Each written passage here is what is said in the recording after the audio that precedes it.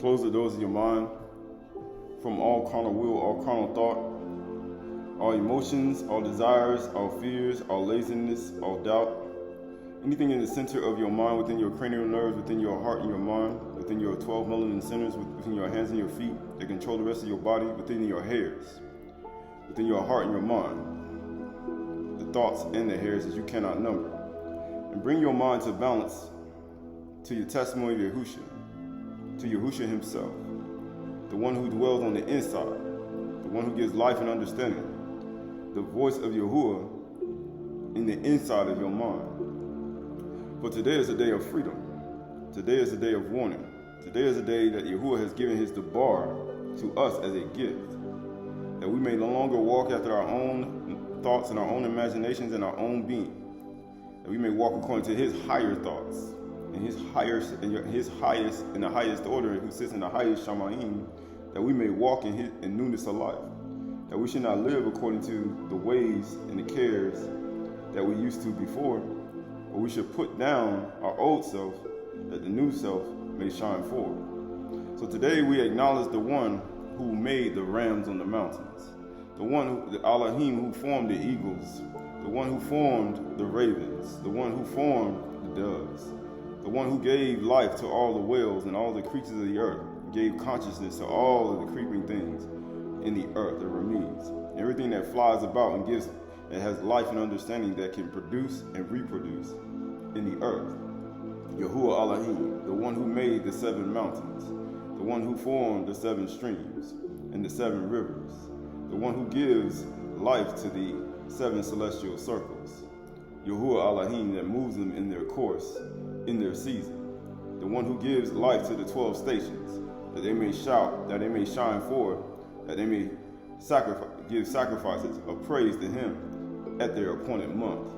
Yahuwah Elohim. So this Yom, as we move forward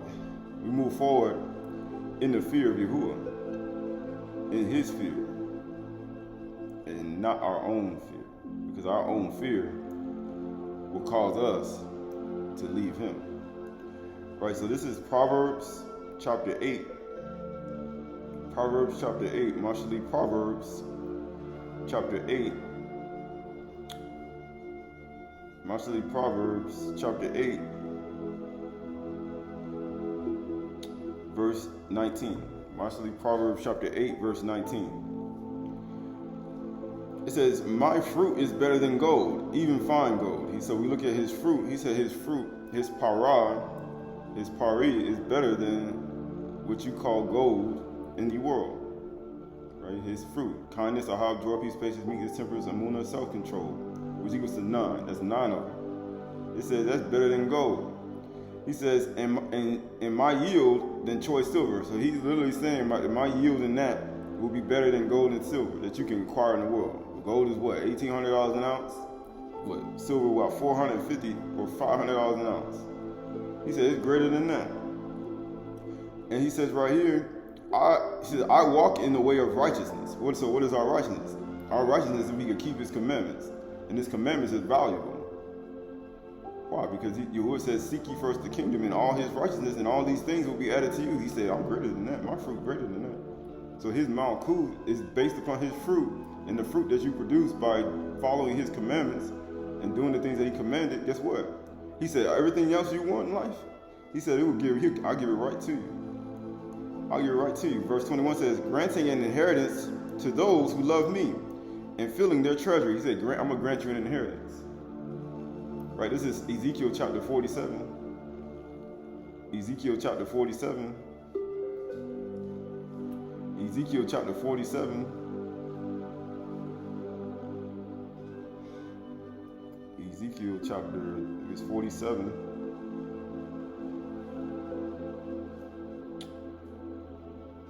Ezekiel 40, I think it's 48 or 47.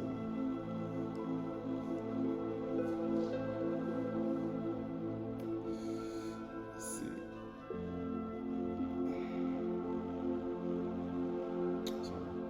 Yeah, so Ezekiel chapter 47, verse 47 and Ezekiel 47 and 13. Ezekiel 47:13. It says, "Thus says Yahuwah Elohim, this is the boundary by which you shall divide the land for an inheritance among the 12 tribes of Yasharal." So he's saying, I'm going to give you a treasure. He said, you're going to be able to get an inheritance with these fruits. Yahuwah ain't bringing, he said, I saw a basket of summer fruit. Yahuwah not coming to get no animal and cut his throat and put it and plant it in the ground. Yahuwah never ate no animals and no things of the earth. He ate fruits. And he said, I'm going to give you an inheritance among the 12 tribes of Yasharal. So his inheritance is based upon the 12 tribes of Yasharal. And you look at the ones that were hated. You look at the children of Leah. He says Simeon, Louis, Reuben, right? And Yehuda. He said, why? He said, look, I'll give you an inheritance. He said, I'll give you an inheritance. Because we're supposed to be, in this Taruah, you're supposed to be delivered from our enemies and those that hate us. Even as Zechariah said when Yuchanan was born. He prophesied that. He said, the children that are hated. Why would he say that? But at the same time, he said, I'll give you an inheritance among the 12 tribes of Yasharal, because he ain't never dealt so with any other nation. As the book of Psalms 147. I'll give my word to your code, and my statutes to Yasharal. I have not dealt so with any other people. And it says, Yusuf shall have 2 portions, and you shall divide equally what I swore to give to your fathers. This land shall fall to you as your inheritance. People say, I want an inheritance. We just read it. He said, I'm going to give you one. My fruit is better than silver and gold. My inheritance is better than your treasures. And he says right here, verse 15, this shall be the boundary of the land, the north side from the great sea, by the way of Hethlon, Lebanon, and Zebad, and Berah, and Sibaram, which lies on the border between Damascus and Hamath. And guess what it says? As far as Hazaron's Ikon, which is on the border of Harun, so the boundary shall run from the sea to Hazaron, which is on the northern border of Damascus. That's what it says, the border of Hamath to the north. And this shall be the north side. Why is he talking about the Great Sea? Why is he going to the Great Sea? From the Great Sea. And then it says, so that word for Ezekiel 47:15, Yakaziel, Ezekiel 47:15, that word, Ezekiel 47:15, that word,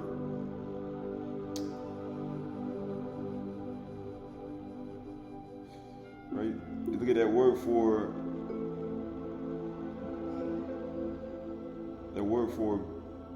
Great Sea is Gadol, because we know that's great. Gadol Yam. The Great Sea, Gadol Yam. Right, what feast is this? This is the 5th feast. Right, going to Bereshit chapter 1. Bereshit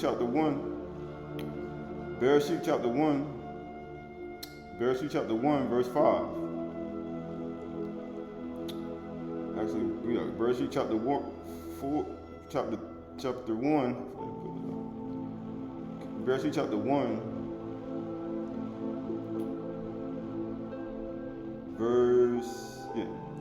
chapter 1, verse 20. And it says, and Elohim said, let the waters swarm of living creatures. Let the yam, that word for waters is yam. That same word that you find, he said, going to the Great Sea, Gadol Yam. He said, living creatures. And he said, and let the birds fly. And the earth across the expanse of the Shamayim. So Elohim created the great sea creatures and every living creature that moves, with which the waters swarm according to their kinds, and every winged bird according to its kinds. And Elohim saw that it was good. And Elohim baraked them, saying, be fruitful and multiply, and fill the earth and the seas, and let the birds multiply. The off Rabbah on the earth. And there was evening, there was morning, the 5th day. Right, going back to Ezekiel chapter 47. Ezekiel chapter 47. Yeah. Ezekiel chapter 47 and going to verse 15.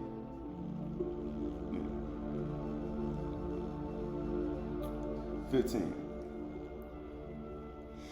It says, this shall be the boundary of the land in the north side from the Great Sea, or Gadol Yam, by the way of Hevlon to Lebarot, right? So look at all these creatures and these sea creatures, and we look at all the things that happen on the fifth day.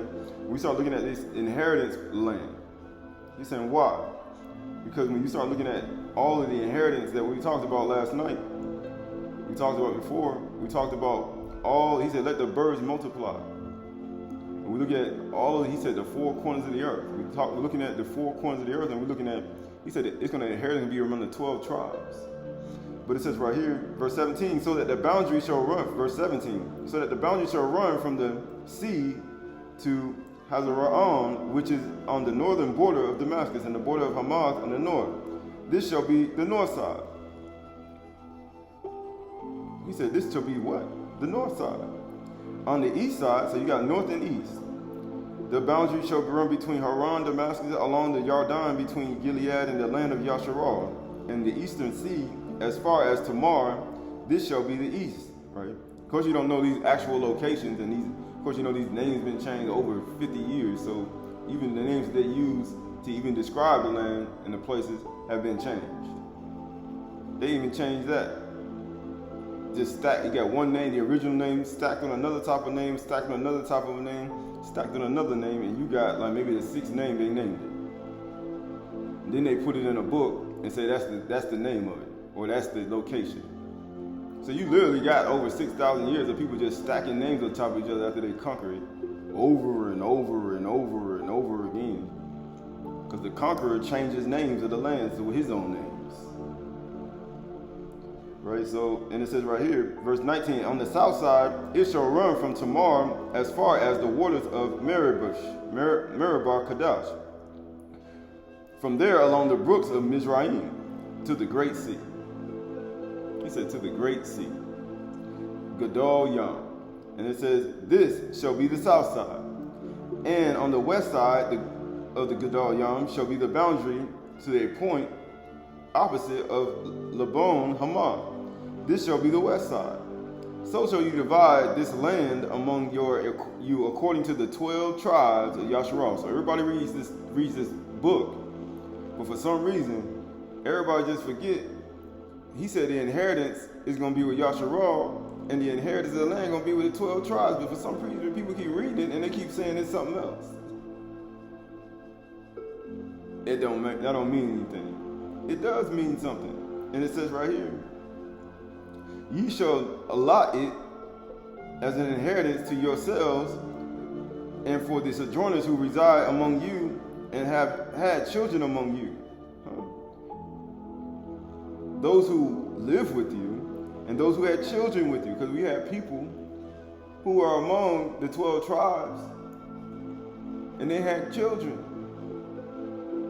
and they were fruitful and multiplied. So these people joined to the 12 tribes of Yasharal, and they were among the 12 tribes of Yasharal, and they had children with the 12 tribes of Yasharal.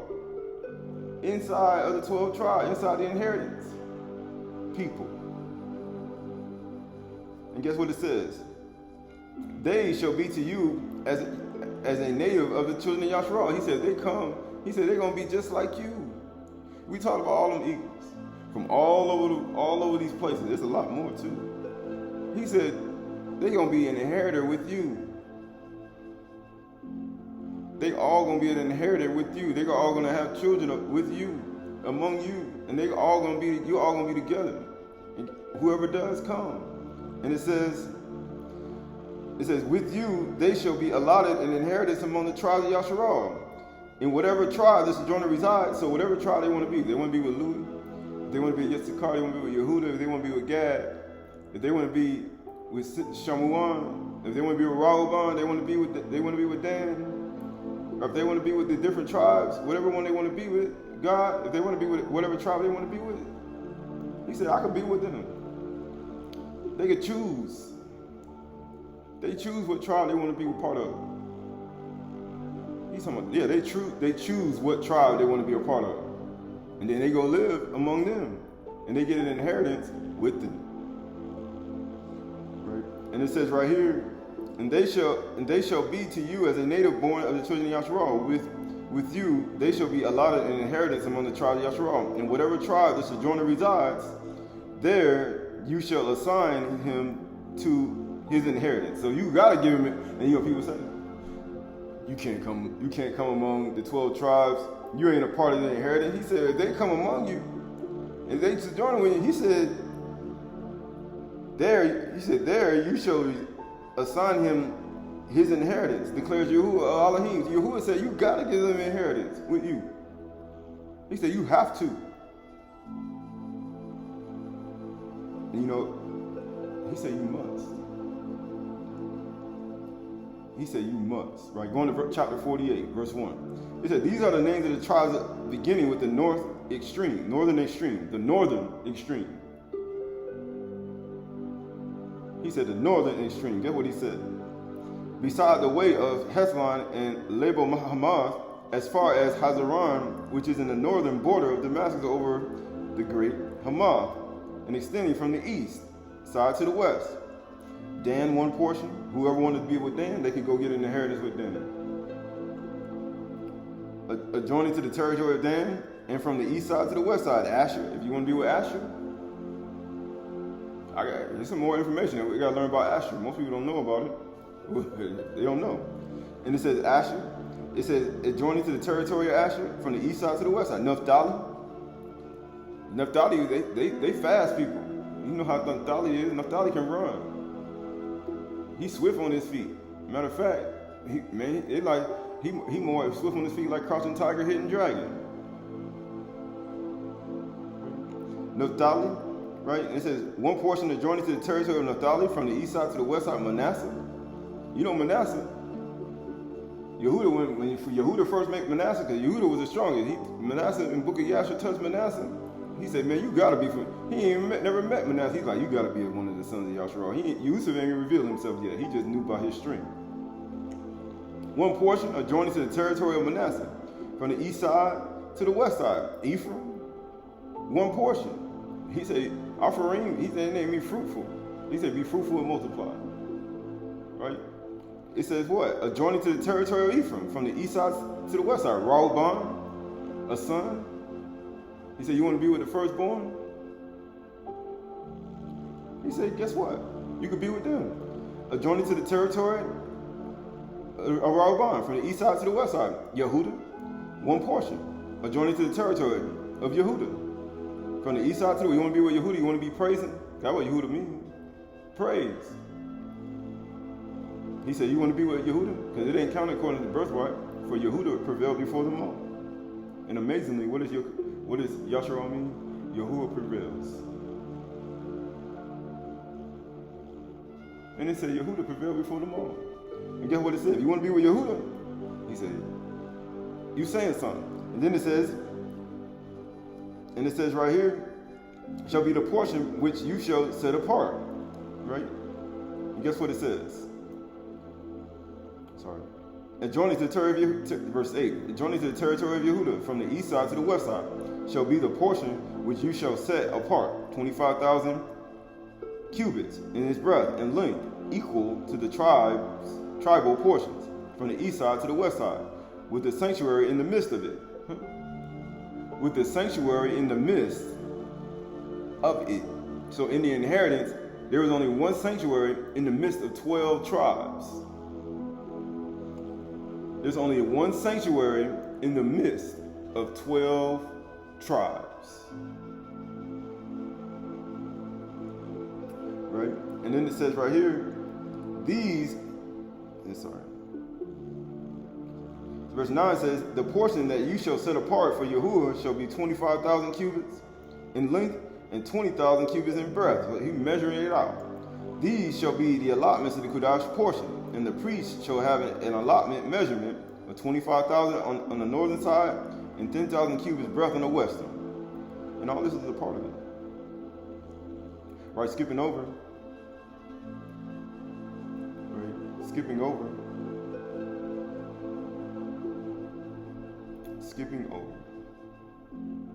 Verse 23. Skipping to verse 23. 23. As for the rest of the tribes, notice how he put all of those tribes in a certain place. He said, I want to be with those people, those tribes. And he says, as for the rest of the tribes, from the east side to the west, Benjamin, one portion, adjoining to the territory of Benjamin, from the east side to the west side. So you look at Benjamin. He said northern and southern. He's like, hey, Benjamin, son of the right. Hand. How you say right? Hand. He said, you want to be over there? He said, you can go inherit with that. They have to give it to you too, inheritance. Adjoining to the territory of Benjamin, from the east side to the west. Shamuan, which means to what? Here. One portion, adjoining to the territory of Shamuan, from the east side to the west side.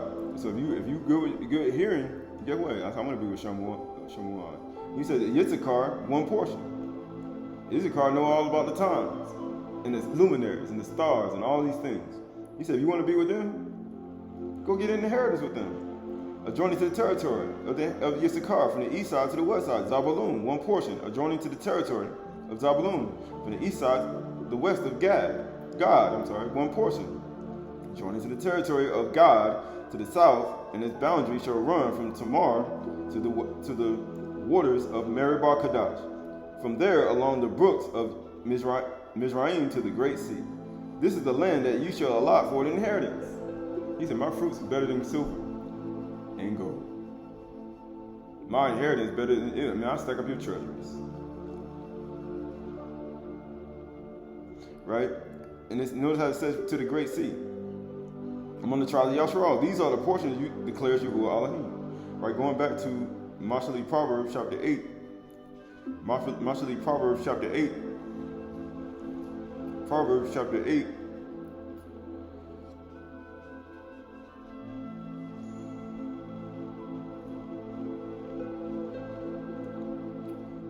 Proverbs chapter 8, verse 20. It says, I walk in the way of righteousness, in the path of justice. And people say, how do you inherit? You got to walk in righteousness. For this is our righteousness, to keep his commandments.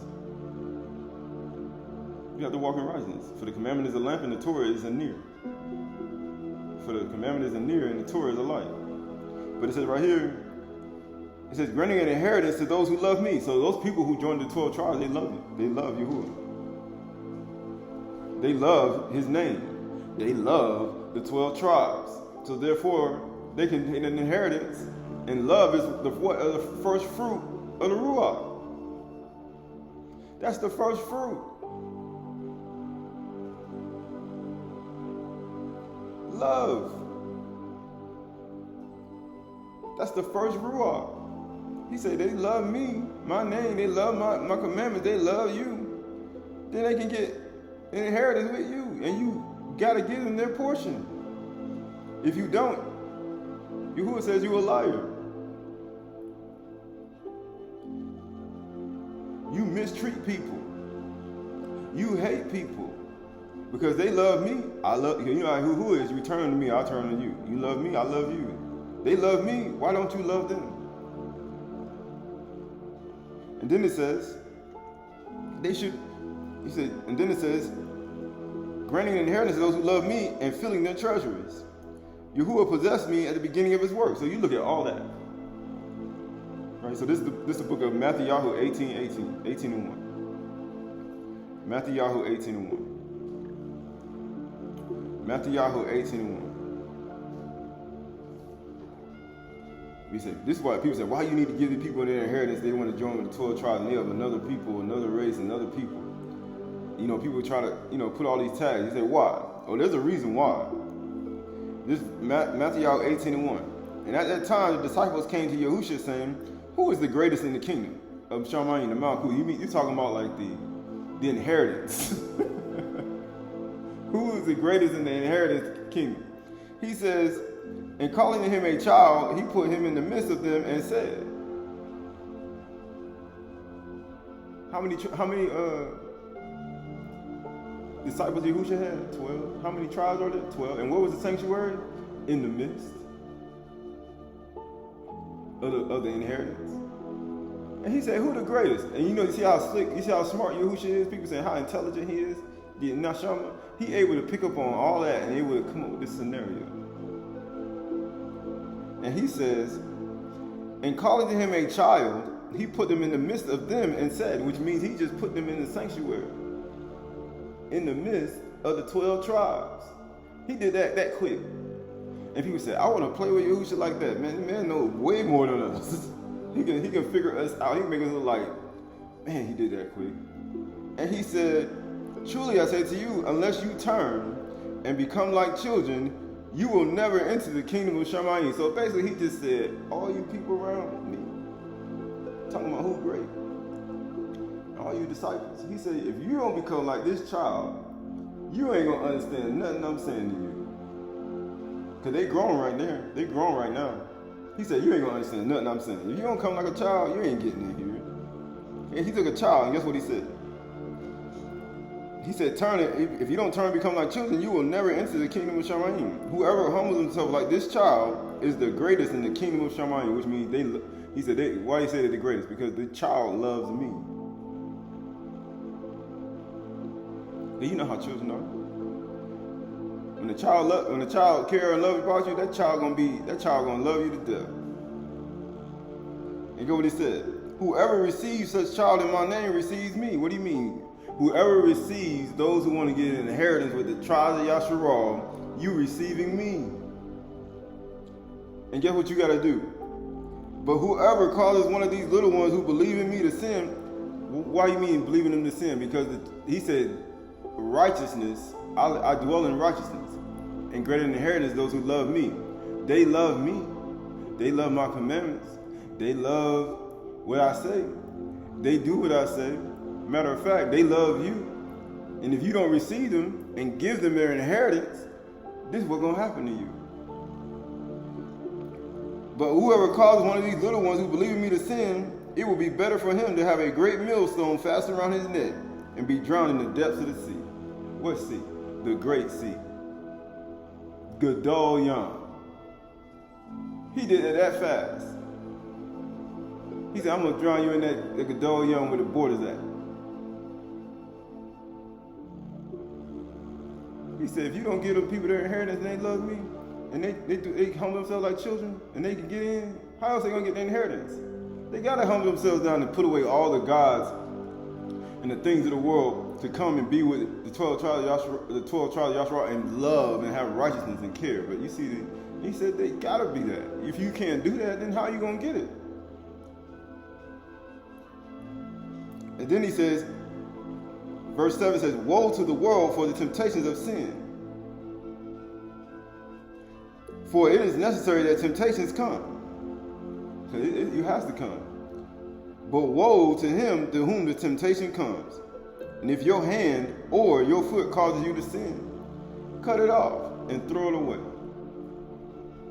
He's like, man, just cut that thing. He said, it'd be better for you to enter in crippled and lame than with 2 hands or feet to be thrown in eternal fire. So if you don't give these people their inheritance, he said, yeah, it's great that they're going to have temptation by you not receiving them, because you're going to cause them to sin, and you're going to make them go away, and they're going to sin. But just understand, if you do it, he said, cut your hand off and your foot. It's better for you to go in lame than for you to turn one of these little ones away, and you don't even get in the kingdom, because you ignorant, and you just mistreat people that love me. He said, it's going to be better for you to just do that. Because how are they going to get you out? If the people you see how these people just, today they come to America, or people, and they put a tent on the ground, and they just be in your land, and they just say somebody put a tent in your backyard right now, and you ain't they want to say, we want to dwell among you. We love Yahuwah, we want to be with you, we want to be with you, and you don't let them in. And then you take up their tent, throw it outside, because you got to use your hands to do that. And you got to use your feet to carry it. And you got to use it to cast them out. And he said, if you do that, he said, it's better for you to cut your hand and your foot off.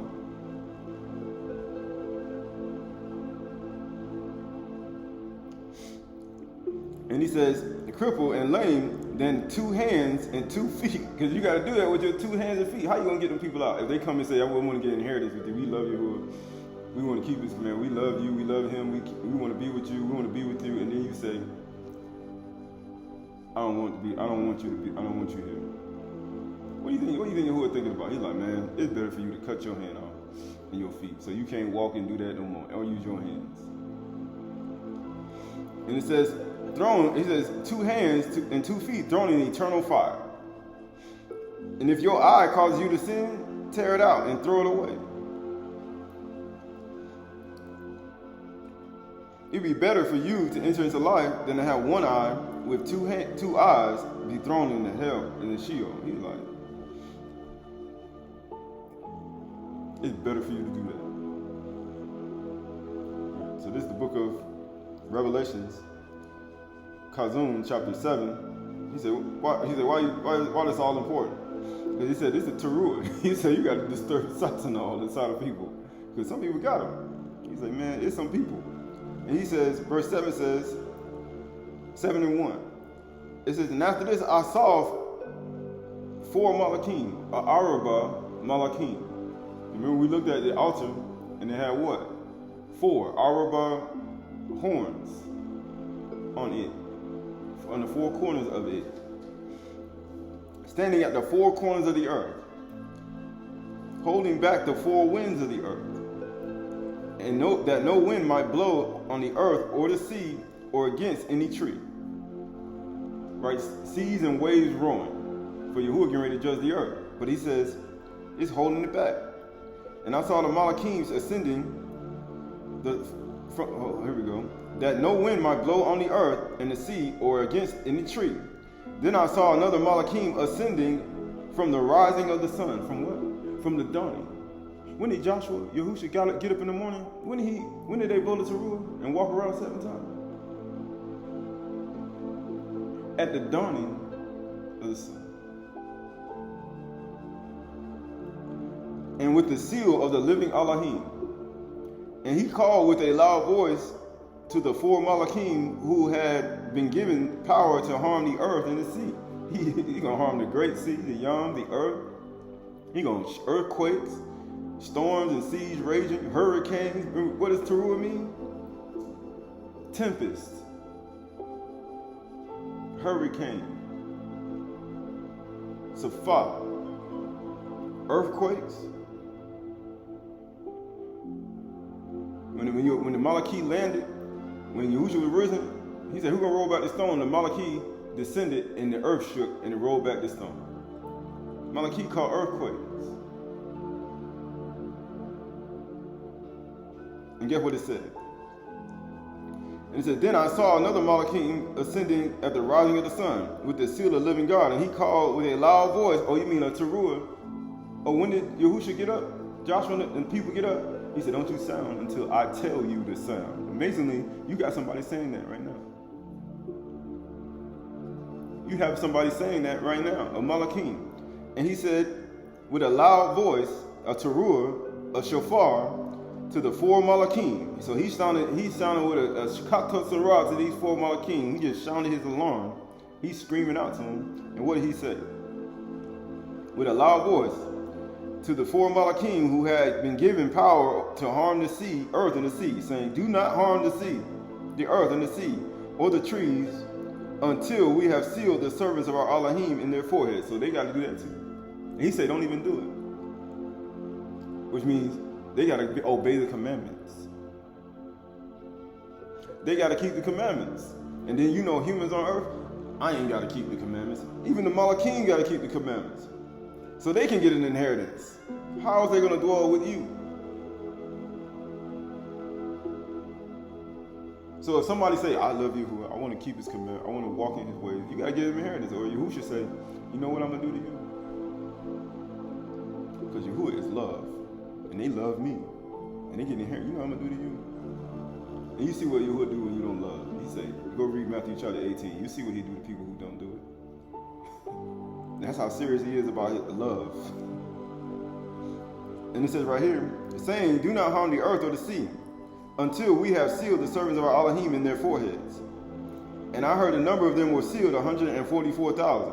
Sealed from every tribe, sealed from every tribe of the sons of Yasharal, because he ain't dealt so with any other people. He gave his word to Yaakov, and his rules, statutes and rules to Yasharal, and his inheritance to Yasharal, and those who can give inheritance to other people to Yasharal. Matter of fact, he told his 12 disciples who were the heads of Yasharal, the Shalakim, that you better receive these children who said they want to come in. If you don't, then guess what I'm going to do to you? So Yahuwah ain't even exempting Kaf, Peter, Bartholomew, Matthias. He ain't, then Yahusha not even sparing them. And you telling me some of you people walking like them? And he says, sealed from every tribe of the sons of Yasharal, 12,000 from the tribe of Yehuda were sealed. From the tribe of Yehuda, 12,000. 12,000 from the tribe of Arubon, 12,000 from the tribe of Gad, 12,000 from the tribe of Asher, 12,000 from the tribe of Naphtali, 12 from the tribe of Manasseh, which means these 12,000 human beings on the earth woke up. And they were sealed in their forehead. They woke up, they kept the commandments, they walked in his charge, they believed on this Yahushua Mashiach, they keeping his commandments. And guess what? These 12,000 men, male and female, guess what happened? They all believe in his name. And they keeping the commandments. So he's like, look at here. He said, have you woke yet? You get what it said? 12 tribes of Manasseh, 12 from the tribe of Simeon, 12,000 from the tribe of Levi, 12,000 from the tribe of Yitzchar, 12,000 from the tribe of Zabulon, 12,000 from the tribe of Yusuf, 12,000 from the tribe of Benjamin were sealed. 12. Notice how he deal with 4, then you have one person come, then he deal with 12. Yahushua have 12 disciples, and then he has himself. That's 13. You see how Yahushua operate? He deal with 7s. 7, 7, 7, 7, 7. You operate outside of that, then you off. He deal with 12s. He deal with 13 4s and 1s, right? Then right after they all were sealed, in verse 9 says, and after this I looked. And he says, and behold, a great multitude that no one could number. Because all those people, that multitude, all said, we want to do the same thing you do. We want to walk in your ways. We want to keep your charge. We want to do what Yahushua says. We want to do what Yahuwah says. We want to walk his command. Guess what he said? A whole multitude that no one can number started doing it. And guess what? Them 12 had it. You must give them inheritance with you. A multitude that no one can number from every nation. You must give them an inheritance with you. He said you must give it to them. And if you don't, go read Matthew 18 and see what's going to happen to you.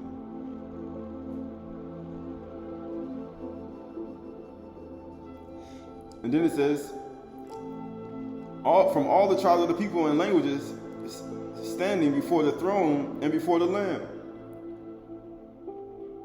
They were what? They were standing.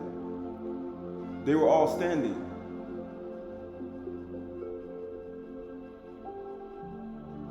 Right, that's very significant, right? And then it says, before the throne and before the Lamb, clothed in white robes and palm branches in their hand. What do you think they're ready to do with that? When we talked about Shalom, when the people came in, when he said, long live King Shalom, what did them people do?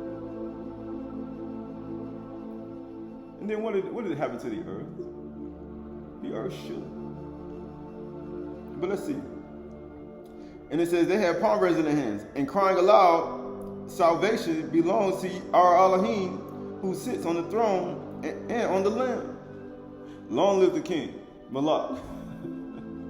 Long live the Malak. For Yahuwah has raised up a Quran of our salvation, a Yasha.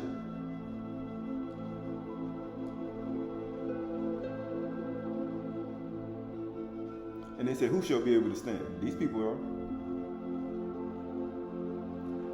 They stand. And guess what it says? And all the Malachim were standing around the throne and around the elders and the 4 living creatures, and they fell on their faces before the throne and worshipped Elohim. Then they fell. They were standing. Then they hit the ground. They're like, "Long live the king," and hit the ground. Why? Because they have to acknowledge the waters above and the waters below. You second. You ain't know where you're gonna be up here.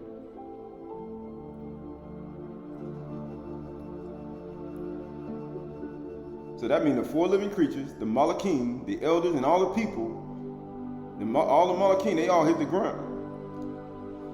And the people say, "I ain't gonna bow." I said, "Okay." And get what it says? Saying, "Amen, Amun, Aman. Barak is the glory and wisdom and thanksgiving and honor and power and might be to our Elohim forever and ever. Amen." Right? So this is the book of Nehemiah. Nehemiah.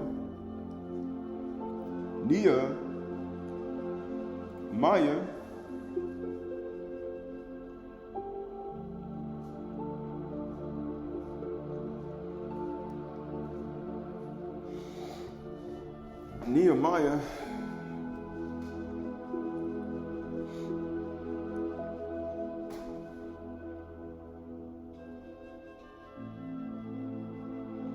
Book of Nehemiah, chapter 8, verse 1. Book of Nehemiah, chapter 8, verse 1. And all the people gathered as one man, a Kayim, one man. What do you think them people doing in Revelation? Kazum. And it says, as one man. When you say Adam and Kul, they were one. The two shall become one. And guess what happened? And in the square before the water gate, and people saying, "Why? How you know the 144,000? They all gonna be as one man?" And not now. That's why he said, "How do you know?" Because we ain't got there yet. We ain't there yet. Like you say, you still got some time to inherit it with the 12 tribes. You still got a chance. You get what it says? At the water gate. And they told Azra the scribe to bring the book of the Turah of Mashah that Yahuwah has commanded Yasharal. Right? You know what the law was? The law was to tell people everything they do wrong. That's what people say, "I'm going to open the Bible." You know how they say, "I'm going to open the Bible and not find nothing wrong. It's going to be nothing but blessings." I said, "You're going to find everything wrong with you in there. They're going to be saying all types of things about you." The words say all things. You go read one verse and you try to condemn somebody, and the other verse you read going to condemn you. That's what the book is for. And then it says, so there's no point in you opening it up to open and try to it's like, if I open this, it's gonna condemn me. He's like, yeah. That's why he said, if you're gonna talk about something, he said, make sure you judge yourself first before you do it. Or I'm gonna teach you something and I'm gonna rebuke you to your face. And it says, and they told Azra the scribe to bring the book of the Torah of Mashah that Yahuwah have commanded Yasharal, because he showed his rules to Yasharal. He ain't dealt so with no people. How you read it's only talking about them. And it says, so Azra the priest brought the law before the assembly, both men and women, and all who could understand, and they heard on the first day of the 7th month. And he read from it facing the square before the water gate, a square. The center of the inheritance of the 12 tribes. It says before the water gate. Right? You create a waterfall or a water gate to block water. And then it says right here, from early morning until midday, in the presence of men and the women. You know how people say, male and female, Zakar Nakabah. You told me there was 12,000 seals. I said, I'm trying to tell you, both male and female. And then it says, and those who could understand, and the ears of all the people were attentive to the book of the Torah. And Azra the scribe stood on a wooden platform that they had made for the purpose. Right, so humans, now you see why Yahuwah, they said, Barak is he who, they all hit the ground. The 4 and 20 elders, that's what Ezra is right here. Elders hit the ground, everybody hit the ground. They said Yahuwah sits on the throne. He said, Barak is he, power and glory, wisdom and honor goes to Yahuwah and his son. And he said, that's how you know if people really actually believe. They're not gonna put no man on no pulpit of wood. They're gonna be like, nah, we not putting you up there. You put yourself up there. Get what's gonna happen? You're gonna get yourself exhausted, and then you're gonna be thinking that you him. In the highest Shaby'ay, you be like, you better hit the ground too. Why do you think he told Timothy, pay attention to the teachings? He said, you'll save yourself, not only save yourself, but those who hear you. Why? Because if you don't do it, he said you're gonna die too. Just like he told the 12 Shalakim when he said, if you don't receive these children. He said, I'm gonna get rid of you too. And it says right here, before the Watergate, from early morning to midday, in the presence of the men and women who could understand. And the ears of all the people were attentive to the book of the Torah. And Azra the scribe stood on a wooden platform of wood they made for the purpose. That's why Yahushua said, if our son of Adam be lifted up, I'm going to draw people to myself. Now, why do you think he said all became before me are thieves and robbers? Why do you think in the book of Revelation they were all saying, kabod and honor to you, Yahuwah, and your son? Why do you think? Because these people are thieves and robbers, even the people who do it today. You better sit down. He said, you got to sit down and teach. He said, sit down.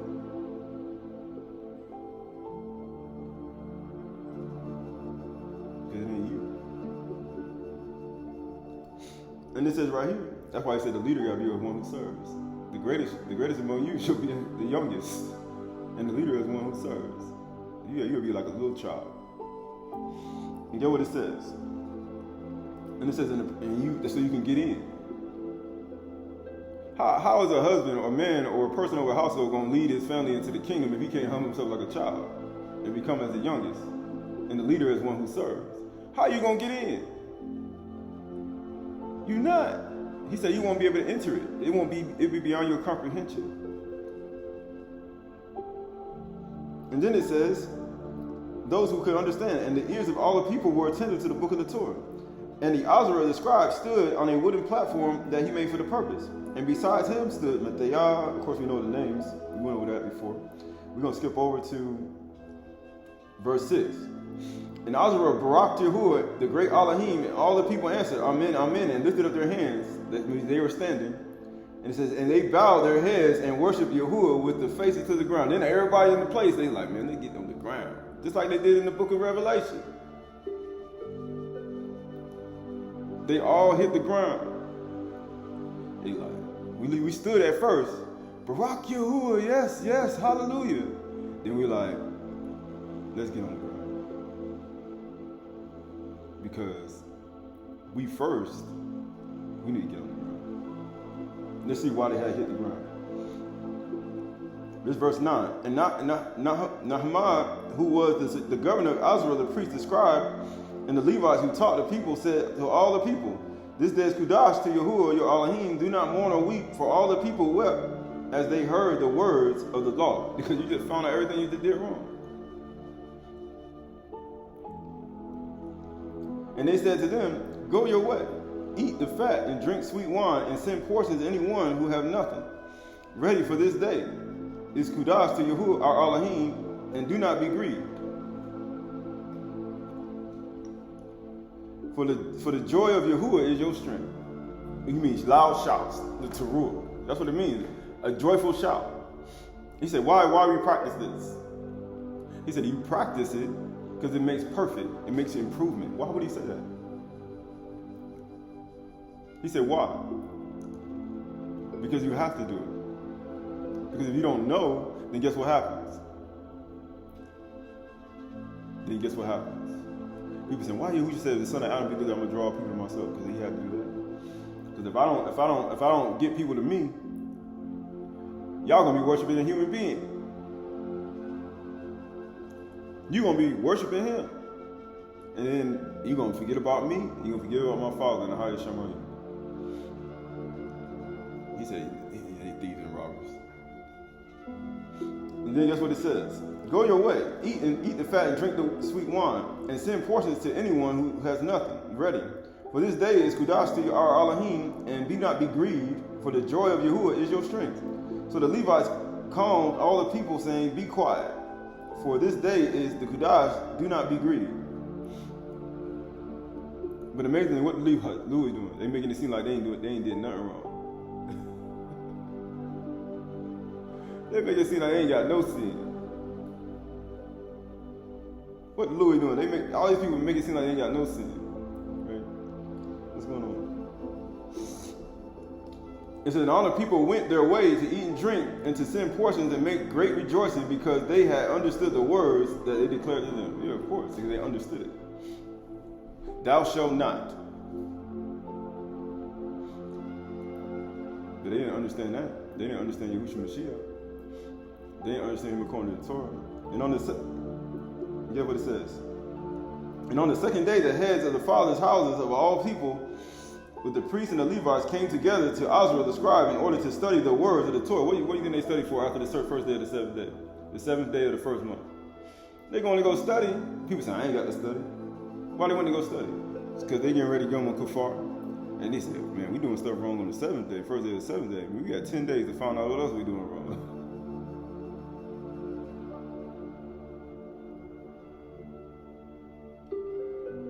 And this is what it says. And they found it written in the Torah that Yahuwah had commanded Mashah that the people of Yasharal should dwell in booths. And then they started thinking about the last 3 feasts. Which means that if they were just figuring out the 7th month, which means they don't even know nothing. They're like, man, we found in the book about Leviticus chapter 23. How many times you done went through that? Man, we went in Numbers 29 and found out the Feast of Tabernacles. Man, we brand new to this. Isn't that what people are today? Some people like that. We brand new to this. And you see, he said, we brand new, man. We don't know much about this. We brand new. And get what it says.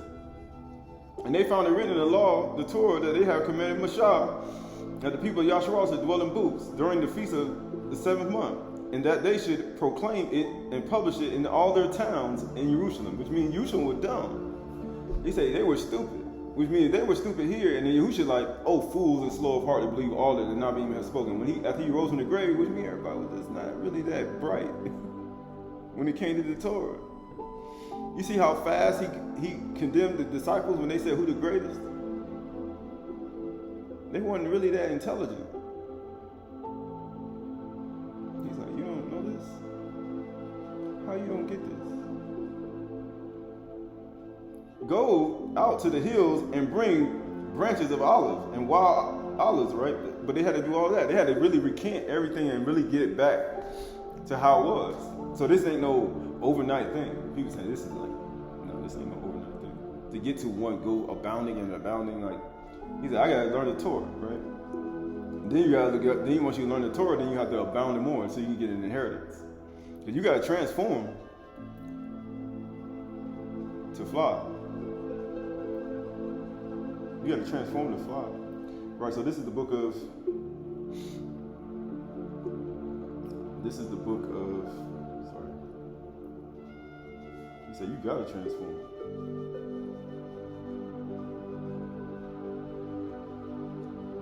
You gotta transform.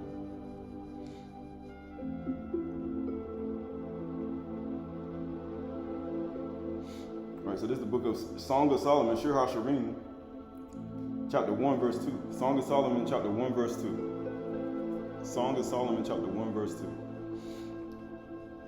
It says, let him kiss me with the kisses of his mouth, for your love is better than wine. Right? He said, go and eat swan. He said, go and eat some sweet wine. But he said, his kiss is better than wine. He's like, what? He said, love is better than wine. You could drink till your head go in. He said, but love is way better than wine. He said, those who love me, I'm gonna give them my inheritance. And get what he said. For anointing oils are fragrant. He's like, those things smell good. Why do you think he said anointed you with anointing of glasses? Wait, why do you think they anointed Yahushua's head with oil? They raised up a horn, a karin, of what? Of salvation. And then the woman poured expensive oil on his head. And he's like, man, what you do that for? He said, you see how my hair glow? It glistens. He said, my Nazar, my locks are glistening. They prospering too. They soothe, they producing. And get what he said. Your anointing oils are fragrance. Your name is oil Your name is oil poured out. Your name is oil poured out. And guess what happens after that? Therefore virgins love you. I saw 10 virgins. 5 were wise and 5 were foolish. He's like, this man smells good. He got a spray of oil. And his kisses are sweeter than wine. He said, I got 10 virgins. 5 were wise and 5 were foolish. What them 10 virgins were doing in Matthew 25? He said, the virgins love him. He said, virgins love him. And people say, why Shaul say, I'm afraid. If I espouse you to one husband, I may present you a chaste virgin. But even as the serpent beguiled Qahalath, you will be defiled from your pure devotion to Yahushua Mashiach. Oh, so you mean I have to love him more than wine? He smells good, and I gotta love him. Matter of fact, I gotta love him so much that I don't drink no wine, because you know what's gonna happen when you drink a lot of wine and you're a virgin, and you're around a man. He said the spirit of fornication take over a woman way more than a man. And he says, you don't want to be doing that with no other God around you. And the people saying, why they always want to get you drunk when they got these other guys around? You got some drinks. Drink offering. You know they be doing that. We on a hot air balloon, they got a drink offering in the sky. You be like, you want something? Be like, no, I don't want no drink offering. But you see it. And people do it though. Everybody, you start looking at this world. But he says right here, it says, and your name is oil poured out. It's oil poured out. Oh, you mean the pure olive oil? His name alone, that your lamps may continually burn. That's what we're supposed to have the olive oil for. Let them provide olive oil beaten, that the lamps might continually burn. He said the lamps are went out. The people saying, why? He said, therefore the virgins love you. Draw me after you and let us run. He said, let us run. The name of Yahuwah is a strong tower. Where was Asenath? In the tower where the virgins were. How many virgins she had? She said, I had 7 other virgins with me. He said, Barak me like you Barak them. Barak them like you Barak me. Matter of fact, virgins love you because you give out Baraks. He said, you know what? They're going to be 7 pillars in the city of refuge.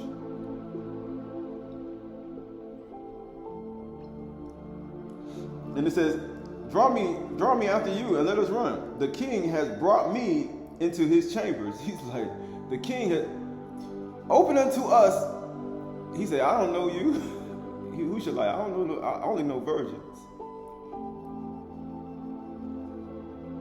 He said, 5 were foolish. You saw what Absalom did to the virgins, the 10 virgins, when he was in the tent of meeting. Why didn't they have a tent meeting? They had a tent meeting and he lay with the virgins. That David. He said, why David had 10 virgins? There's a reason why David had 10 virgins. Because virgins love him. He had 10 of them, concubines, because the women loved him. The virgin women love him. He said, why? Because he's pure. That's why Yahushua told us. He said, make sure in your patience possess your soul. Because your soul is what's going to get the inheritance. He said, you got to love Yahushua like that. He's like, yeah, because Yahushua only one virgin. And because he a virgin. And guess what he said? Draw me after you, let us run. The king has brought me into his chambers. We will exalt and rejoice in you. We will extol your love more than one. Rightly do they love you. He's like, man, they love you. He's like, but they love you, Yahushua Mashiach. They love your kids more than one. He's like, man, he said, how does Yahuwah kiss us? How does Yahushua kiss everybody? And it says, I am very dark, huh? He said, what this person said?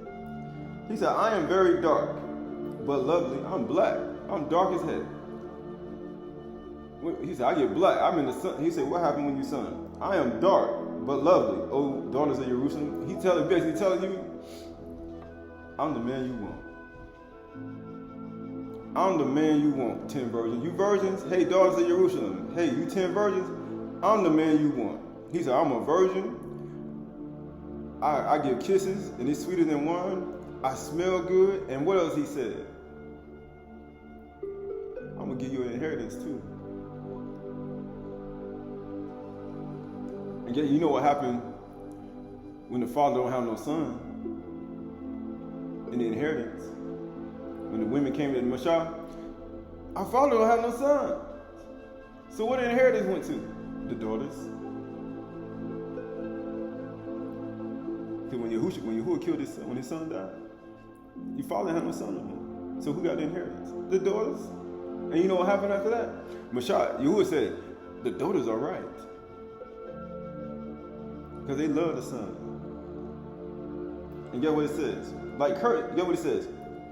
I am very dark, but lovely, O daughter of Jerusalem, like the tents of Kedar, like the curtains of Shalom. He's like, look at me. I'm dark. Man, I'm just like Shalom. Like the curtains that Shalom had, dark. He said, you can't see in this tent either. He said, you can't see in this tent unless you get inside the tent. If you can't get inside the tent, you ain't gonna see what's in the tent. That means we got a lot of privacy in this tent. And guess what he said? Do not gaze at me because I am dark. Don't look at me because I'm dark, because the virgins love him. He said the virgins love him because the sun has looked upon me. He's like, man, look at here. Look at the sun. The sun has shine on me. You see my dark skin?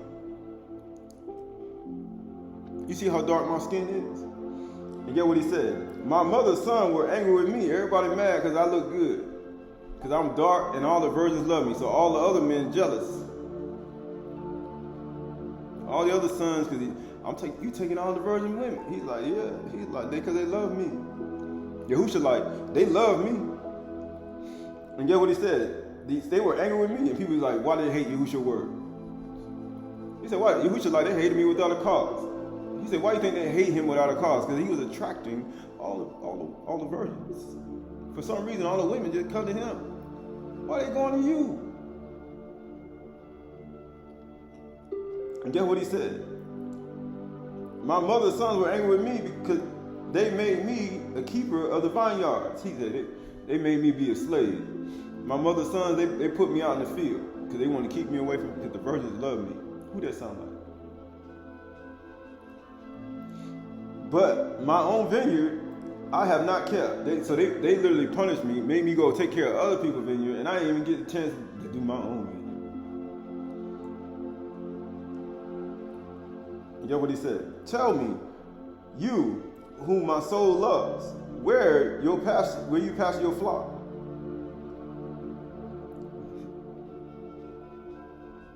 You get what he said? Where you make it lie down at noon. So who he talking about? For why should I be like one who veils herself? He said, why should I be like a woman? He said, tell me where you are. Why should I be like a person who veil themselves and cover themselves and hide their face? I don't want to hide my face from you. I want to see you. He said, where you at? Where are you located? I'm gonna come to you where your flocks, where your animals lay on at noon. I'm gonna come where you are. I'm gonna come exactly where you are. And guess what he said? Besides the flocks of your companions, where your companions at? I'm gonna come where you are. All right, so this is the book of 1 Samuel. We almost finished. This is the book of 1 Samuel.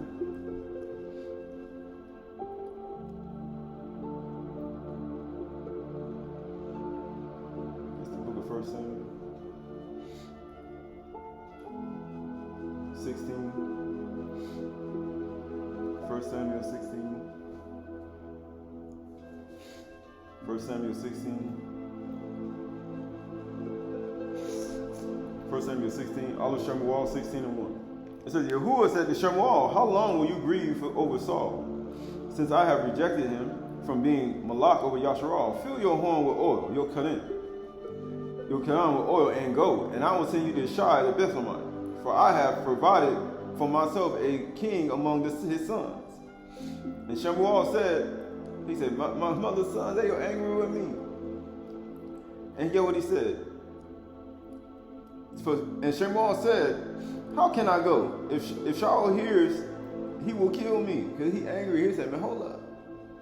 And get what he said. And Yahuwah said, take a heifer with you and say, I have come to the sacrifice Yahuwah, and invite Yeshai to the sacrifice. And I will show you what you shall do. And you shall anoint for me him, and declare to you, whom I declare to you. And Shaby'ay did what Yahuwah commanded, just like Yahusha did, Joshua did last night. Just like Abraham did. Just like Yahusha gonna come back with a command. People say, I ain't gonna keep what Yahusha say commandments. Yes, you do. You get what it says. And he said, do you come peaceably? And he said, peaceably. I have come to sacrifice to Yahuwah. Consecrate yourselves and come with me to the sacrifice. And he consecrated Yeshai and his sons and invited them to the sacrifice. Which means he had to do some rituals in order to cleanse them off. But he just brought his sons to a, how you say, a offering of priests.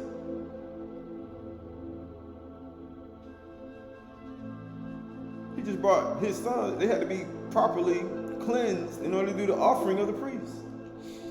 It says, verse 6 says, and when they came, he looked at Eliab and thought, surely Yahuwah's anointed is before him. He's like, man, the virgins must love you. He said, the virgins must love you. But Yahuwah said to Shaby'ay, do not look on the appearance or the height of his stature, because I have rejected him. Why would he reject him? Why did he reject Saul? Because he did some stuff against Yahuwah. He had idols in his heart. Yahuwah could see straight through him. He's like, that person right there, nah, I reject him just like Saul. So people actually think that they're going to escape Yahuwah's judgment of you. For Yahuwah sees as not as man sees. Man looks at on the outward appearance, but Yahuwah looks at the heart. So the women were looking at this person, this virgin that they love. They said, man, these virgins love you because they pure. And then guess what they see? They see you. Not as man sees. But they look at your heart. Yeah, your skin. He said, don't look at me because I'm black. Don't look at me because I'm dark. The sun don't shine upon me. And guess what it says? Because I have rejected him. For Yahuwah sees not as man sees. Man looks at the outward appearance, but Yahuwah looks at the heart. That's why he said, don't look at me. Don't look at me because my sun don't shine on me. Don't look at my flesh now. You look at my flesh, you're going to mess up. You're a virgin, right? You're going to mess up. He said he don't look at man see. Man looks at the outward. Yahuwah looks at the heart. Then Yeshai called Abinadab and made him pass before Shaby'ay. And he said, neither has Yahuwah chosen this one. Which means they were not right in the heart either. Then Yeshai made Shammah pass by, and he said, neither has Yahuwah chosen this one. Which means they weren't right either. And Yeshai made 7 of his sons pass before Shammah. How many?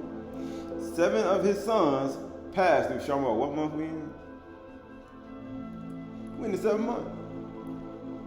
And Shammah said to Yeshai, Yahuwah has not chosen these, which means he's setting apart all these other 7 mountains, all these other 7 for one person. He's like, nope. He did it 7 times. So after he did it 7 times, let's see what happened. Then Shammah said to Yeshai, are all your sons here? And he said, there remains yet the youngest, but behold, he is keeping sheep. They put, man, my fathers are angry at me, and they put me in the field to tend their vineyard.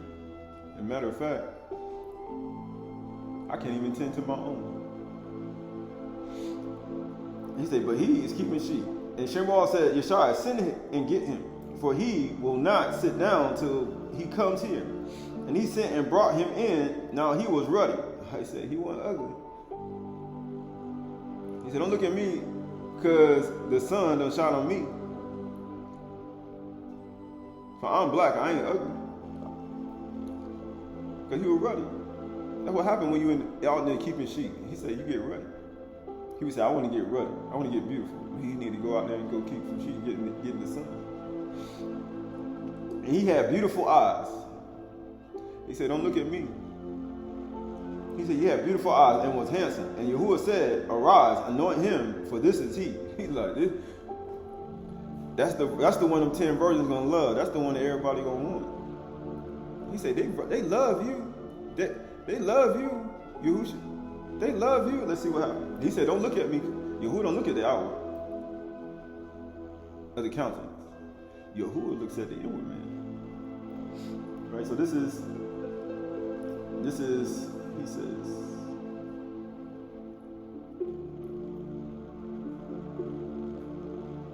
this is the book of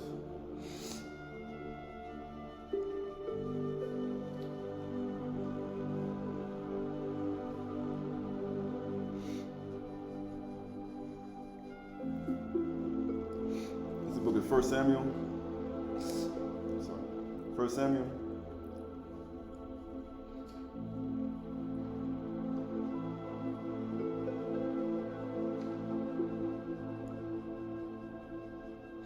This is the book of 1 Samuel 18 and 17. 1 Samuel 18, 17. Then Saul said to Daud, here's my elder daughter, Merab. I will give her to you for a wife. Only be valiant for me and fight for Yahuwah's battles. For Saul thought, let it be not my hands against him, but let the hands of the Philistines be against him. And Daud said to Saul, David said to Saul, whom am I? And who are my relatives? My father's clan in Yasharal that I should be a son-in-law of the king. But the time when Merab, Saul's daughter, should have been given to David, she was given to Adriel Mahalite for a wife. Now Saul's daughter Michal loved David. He said, virgins love you. He said, virgins love you. And they told Saul, and the thing pleased him. And Saul thought, let me give to him that she may be a snare for him, and that the hands of the Philistines might be against him. And he says, and therefore Saul said to David a second time. He said to him a second time.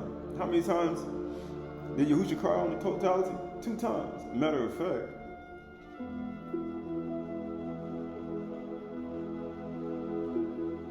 How many times alarm blast, he told people to take their journey?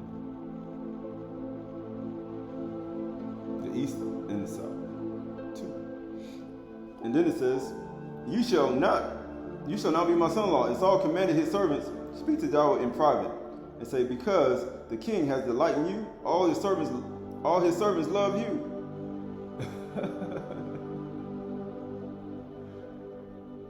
His name means beloved.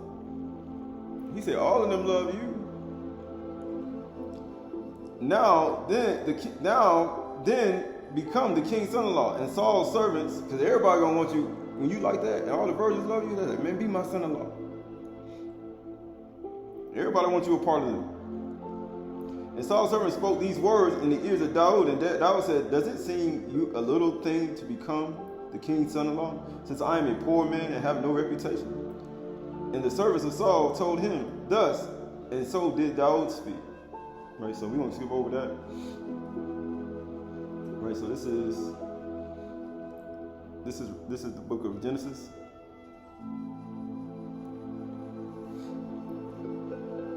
This is the book of Genesis.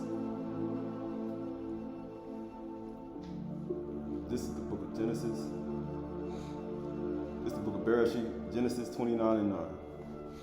Bereshit 29 and 9. Bereshit, Genesis 29 and 9.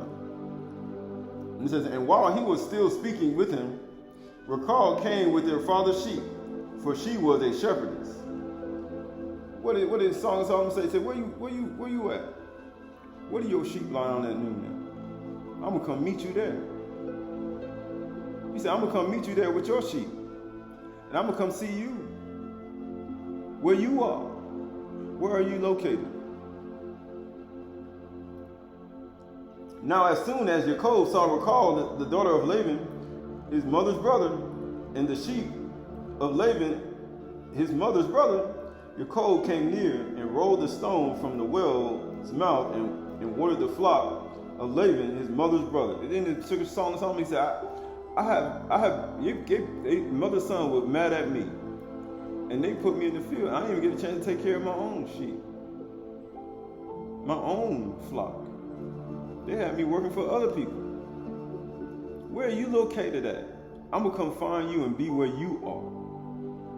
And guess what he says? And then Yaakov kissed, recalled, and wept aloud. Oh, his kisses are sweeter than wine.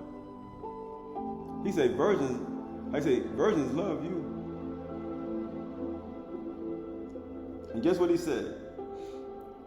And Yaakov told Recall that he was his father's kinsman, and that he was Rebekah's son. And she ran and told her father. He said, you my kinsman. What is the inheritance? When the people get an inheritance with you, he said, you must give them your inheritance. You must give it to them. If they want to join with you, you must give them their inheritance. And guess what happens when you give them inheritance? They are just like you, as Yahuwah has spoken. He said, virgins love you. He's like, I know.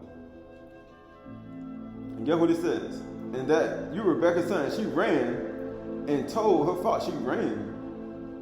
Back to Song of Solomon, Shir HaShirim, chapter 1. Song of Solomon, chapter 1. Song of Solomon, chapter 1, verse 1.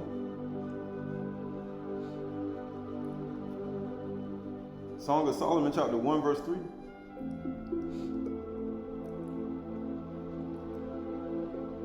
It says, let him kiss me with the kisses of his mouth, for your love is better than wine.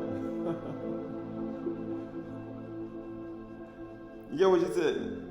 Your anointing oils are fragrance, and your name is oil poured out. Man, it's just like oil poured out. Therefore, virgins love you.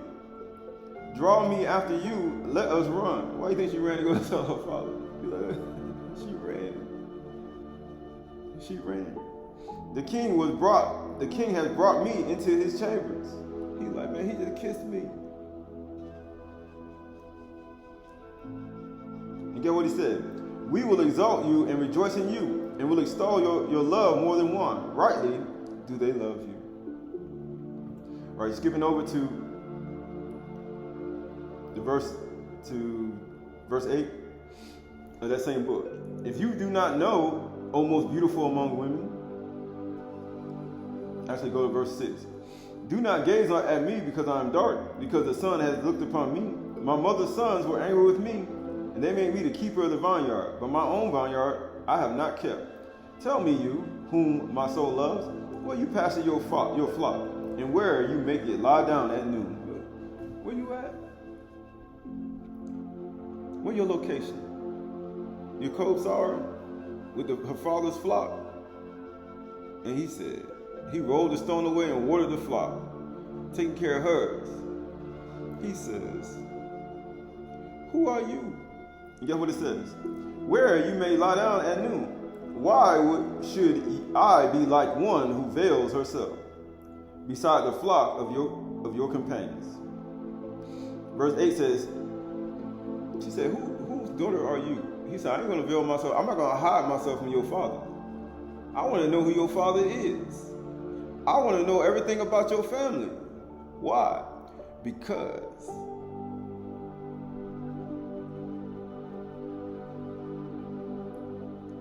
I need somebody like you in my life. And verse 8 says, if you do not know, O most beautiful among women, follow the tracks of the flock. He said, if you don't know where I'm at, he said, just follow the tracks. So you got to be able to track it. He said, track me down. He said, track me down if you don't know this. Why do you think Yahushua said, search the scriptures? In them you think you got eternal life? It is talking about me. It's testifying about me. Why do you think he's telling you to track him down? He said, follow the tracks. Oh, daughters of, if you really love me, like you say you do. Yahushua, like, if you love me like you say you do, he said, you got to track me down. Follow the tracks of the flock. What Why the woman got to follow the tracks of the flock? Who's the flock? The 12 tribes of Yasharal. And why they got to track them down? So they can get an inheritance. If you really love me. He said, track them down. Follow the tracks. Follow their steps. Follow their steps. And guess what it says? And pasture, he says, follow the tracks of the flock and pasture your young goats beside the shepherd's tent.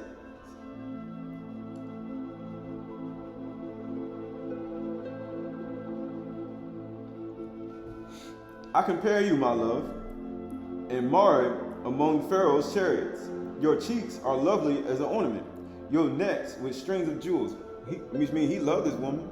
He said, your kid, he said, the virgins, 10 virgins love you. He said, track the flocks and the shepherds so I can marry you. And he describing her beauty. And get what he says? We will make for you ornaments of gold and studs with silver. We're going to make with you ornaments of gold and studs with silver. What's actually more valuable than gold?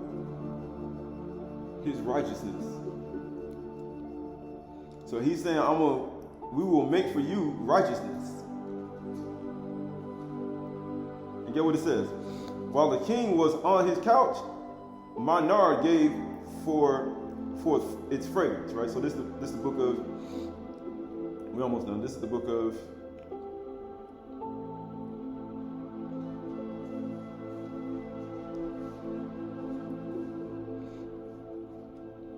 it's the book of Songs of Solomon, verse 5 and 9. Shur HaShirim 5 and 9. Song of Solomon, chapter 5, verse 9. It says, what is your beloved more than another beloved? O most beautiful among women. What is your beloved more than another beloved? That you thus adjured us. My beloved is radiant and ruddy, distinguished among 10,000. And people say, Yahuwah saved 8 souls in the flood. He said, man, I picked him out of 10,000. He said, you could distinguish him out of 10,000. His head is the finest gold. How does gold shine? You gotta shine it. His head is his finest gold. His locks are wavy like a what? Black as a raven. His eyes are like doves beside the streams of water, bathed in milk, sitting beside the pool. This is the 5th feast. What did Yahuwah make on the 5th feast?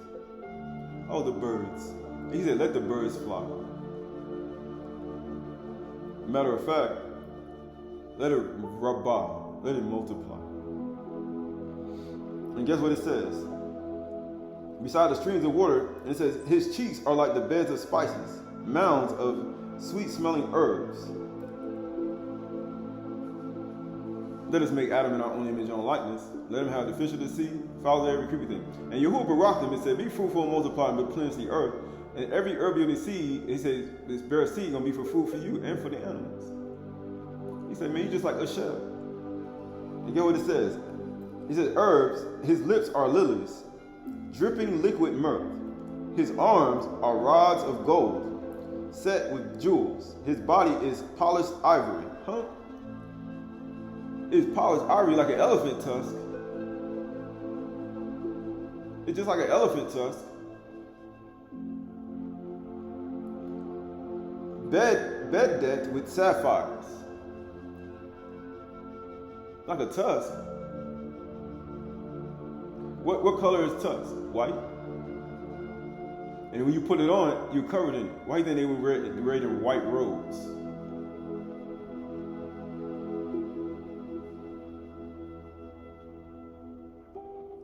And this is bed decked with sapphires. His legs are alabaster columns. He said, man, it's just like alabaster columns. And guess what it says? Set on the brass of gold, bases of gold. His appearance is like Lebanon, choice as the cedars. You get what it said, verse 16, last thing. His mouth is most sweet. It's sweeter than wine. I mean, he kissed me with his lily lips. and it's sweeter than wine. And he is altogether desirable. This is my beloved. He said, man, this man so, he said, virgins love you. He said, virgins love you. Because he pouring out righteousness, not sin. He said, don't look at him. And you know what people attract to? Women attract to? They attract to people who do things that sin and more than they do a person like this. Pours out righteousness. Hair black like a raven. Who's pure, whom Yahuwah ain't reject. Even though they're among Yasharal, guess what? He said, all Yasharal ain't Yasharal. And people wonder why he said that when David was getting anointed. He said, all Yasharal ain't Yasharal. He's like, he rejected him. He rejected him. Rejected him. Oh, yeah, him. He said his hair like black like a raven, right? So this Psalms 132. Psalms 132. Psalms 132. Psalms 132. This is Psalms 132.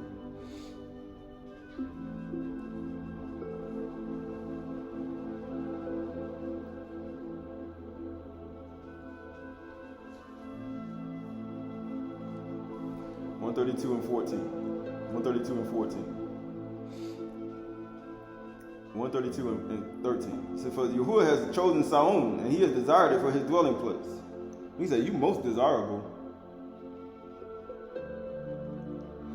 He said, virgins love you. He ever says, this is my resting place forever. Therefore, there I will dwell, for I have desired it.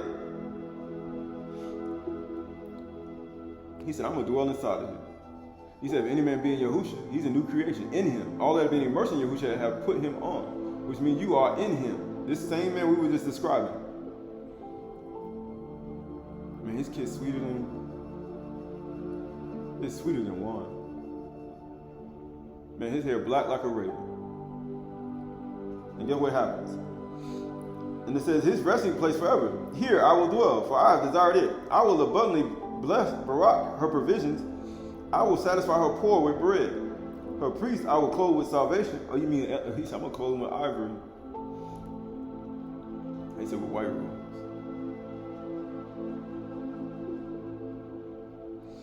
And guess what it says?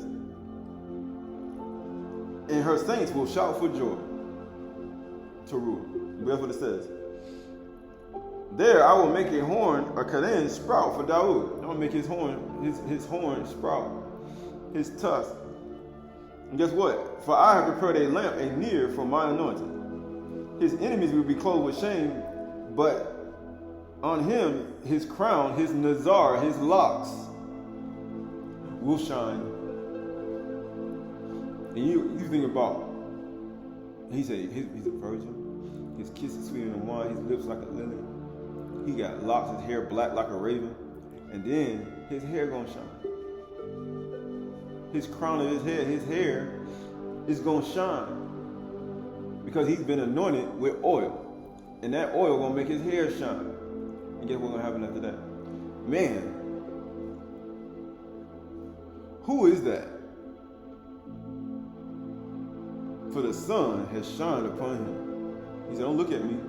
Don't look at me because I'm beautiful.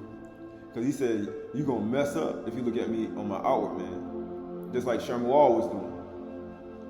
Shaby'ay was looking at his outward man. He said, you're going to mess up. But Yahuwah looks at the heart. He's going to look at the inward man. He's going to look at the heart. Right, so this is the book of Daniel, chapter 10. This is Daniel. We're almost there, right? This is Daniel.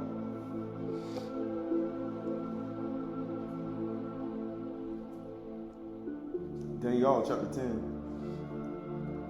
Daniel chapter 10.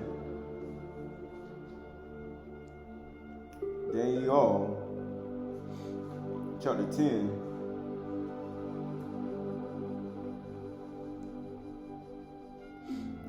Verse 2. In those days, I, Daniel, was mourning for 3 weeks. He's like, man, I've been crying for 3 weeks.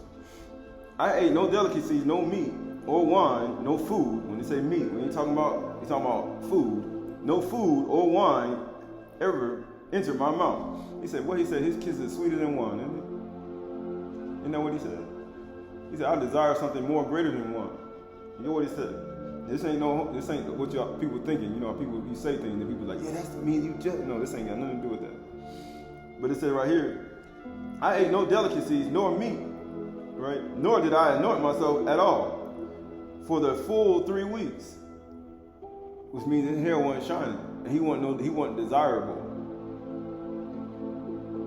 because he didn't anoint his head.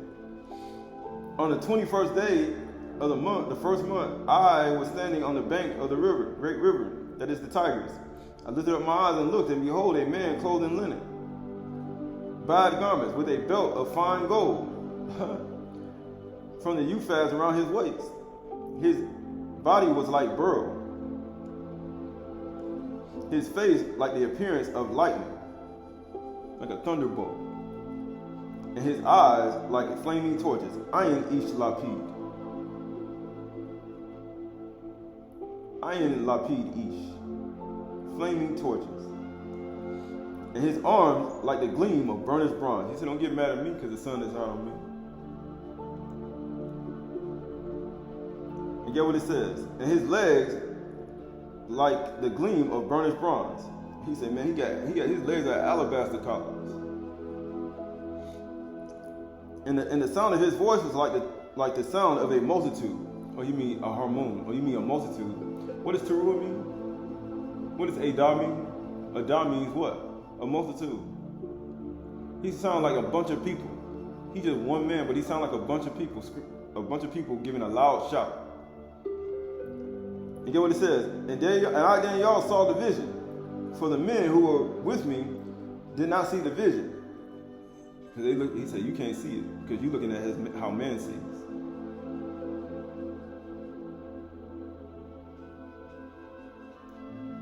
Why do you think Yahushua said, go from your outer man to your inner man?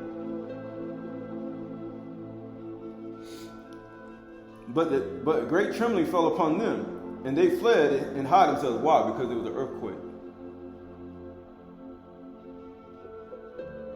And get what it said.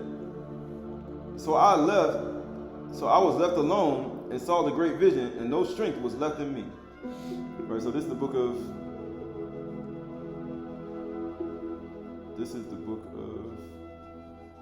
we're almost there.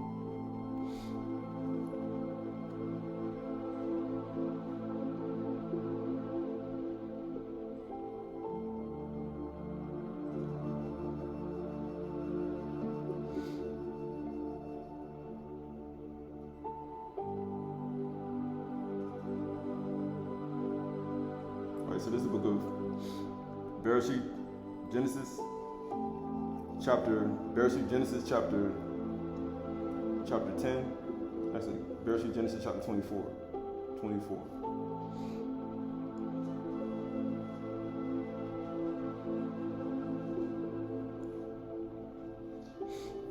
It says, now Abraham was old and well advanced in years, and Yahuwah had barak Abraham in all things. And Abraham said to his servant, the oldest of his household, who had charge over all he had, put your hand under your thigh, that I may swear by Yahuwah, that Elohim of Shaby'ay, the Elohim of the earth, that you will not take a wife from my son from the daughters of the Canaanites among whom I dwell.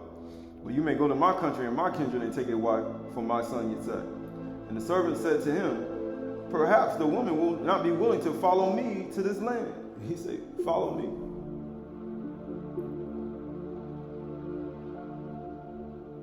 He said, you gotta follow the track the shepherds. He said, perhaps this woman ain't gonna be able to be willing to follow me to this land, to come here. That's the whole point. He said, is she gonna follow the steps? And guess what it says? She won't come with me. But we'll go to the country to my kindred and take a wife from my son Yitzhak. The servant said to him, perhaps the woman will not be willing to follow me to this land. Must I then take your son back to the land from which you came? And Abraham said to him, see to it that you do not take my son back there, which means that he was described. He said, you're going to go there and you're going to describe him to them. And by you describing him to her, then that should be enough to convince her to follow you, to go see him. By you describing him to her, that should be enough to convince her to follow you to go find him. And guess what happens?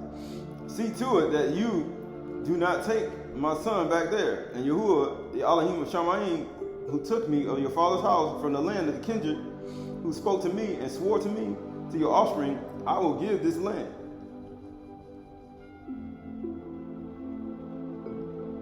All right, skipping down to verse 12. And he said, O Yahuwah, my master Abraham, please grant me success today and show steadfast love to my master Abraham. That's why he said, meditate on the word, the bar human night. He said, you'll make your way prosperous and you have much success. Meditate on the Turah. And get what it says. Behold, I am standing by the spring of water, and the daughter of the men of the city are coming to draw water. Let the young woman to whom shall say, please let down the jar that I may drink, and who shall say, drink, and I will water your camels. Let her be the one whom you have appointed for your servant Yitzhak. For by this I shall know that you have shown steadfast love to my master. Before he had finished speaking, behold, Rebekah, who was born of Bethuel, the son of Milcah, the wife of Nahor, Abraham's brother, came out with her water jar on her shoulder. The young woman was very attractive in appearance, a maiden who had not known, whom no man had known. She was a virgin. She went down into the springs and filled her jar and came up. Then the servant ran to meet her and said, please, give me a little water to drink from your jar. She said, drink, my master. And she quickly let down her jar upon her hand and gave the drink. And when she had finished giving him drink, she ran down, I will draw water for your camels also, until they had finished drinking. So she quickly emptied her jar into the trough and ran again to the well to draw water. And she drew all his camels, for all his camels. What did Song of Solomon say? He said, I got flock. They were angry at me and they put my flock out here. I had to take care of other people's flock and I didn't get the chance to tend them up. What you think just happened here? She watered his flock before she did her own. What she was going to get water for? The animals. She said, where you at? Where you water your flock at noon? Show me where you at. He said, virgins love you. He said, your kids are sweeter than wine. He said, don't get mad because I'm black and the sun is shining upon me. He said, the man gazed at her in silence to learn whether Yahuwah had prospered his journey or not. And when the camels had finished drinking, the man took gold ring weighing half a shekel and bracelets for her arms and weighing 10 golds. Then he said, you want to deck you with gold bracelets and gold buttons? And get what he said, and said, please tell me whose daughter you are. Like, who are you? Why should I be like a man who veils himself? Why should I be like a man who veils himself? Where are you located? Who are your family? Who is you? Who is your father? Please tell me. And guess what it says? It says, the daughter you are. Is there room in your father's house for us to spend the night? I just want to spend the night there with your father and explain some things to him and tell him some things. She said to him, I am the daughter of Bethuel, the son of Milcah, whom she bore of Nahor. She added, we have plenty of both straw and fodder in the room to spend the night. The man bowed his head and worshipped Yahuwah and said, Barak be Yahuwah, the Elohim of my master Abraham, who had not forsaken his steadfast love and his faithfulness toward my master. All right, skipping over. Skipping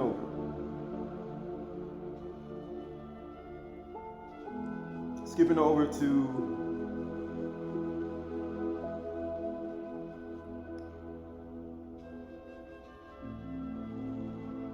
skipping over to verse 49. 24:49. Now then, if you are going to show steadfast love and faithfulness to my master, tell me. If not, tell me that I may turn to the right or to the left. And then Laban and Bethuel answered and said, the thing has come from Yahuwah. We cannot speak to you bad or good. And behold, Rebekah is before you. Take her and go, and let her be the wife of the master's son. Let her be the wife of the master's son. Because you know what master's son is? He a virgin. He a shepherd. Matter of fact. His hair black like a raven. Matter of fact. He keeps sheep. Matter of fact. He loves animals like you. Matter of fact. His kisses are sweeter than wine. And virgins love him. Virgins love. Let's see what happens. I tell you, if not, tell me, that I may turn to the right or to the left. Let's skip down. Yeah. And when Abraham's servant heard their words, he bowed himself to the earth and before Yahuwah, and the servant brought out jewelry, silver, and gold, and garments, and gave them to Rebekah, and he decked her out. And he also gave her brother and her mother costly ornaments. And he and the men who were with him ate and drank, and they spent the night there. When they arose in the morning, at the dawning of light, which means they did this at night. They rose at the dawning of light. What happened? He said, "Send me away to my master." Her brother and her mother said, "Let the young woman remain with us a while, at least 10 days. How many days? What feast we do when we eat and drink? What feast we do at night? Taruah. And how many days from 10 days from there? What's 10 days from this day after the sun goes down? Kafar. He said, let her stay with him. Let her stay with us 10 days. And guess what it says? And after that, she may go. But he said to them, do not delay, since Yahuwah has prospered my way. He said, it's Taruah. He said, don't delay. It's Taruah. You heard the sound, you heard the joyful shout. You heard the explanation. I explained it to you all night. I gave you all the instructions. I showed you why I'm here and why I'm doing everything. And he says, please, don't delay, for I have desired her. He said, virgins love you. Let's see what happens. He said, virgins love you, right? Send me away that I may go with my master. And they said, let us call the young woman and ask her. Let's ask her. And they called to Rebekah and said to her, will you go with this man? Will you follow him? Will you follow this shepherd? Will you follow him to go see the master, whom you love, whom you never met before? Baraka is he who have not seen but still believe. Baraka is the woman who have not seen but still believe. He said, will you go with the man? Go with her? And they called Rebekah and said to her, will you go with this man? And she said, I will go.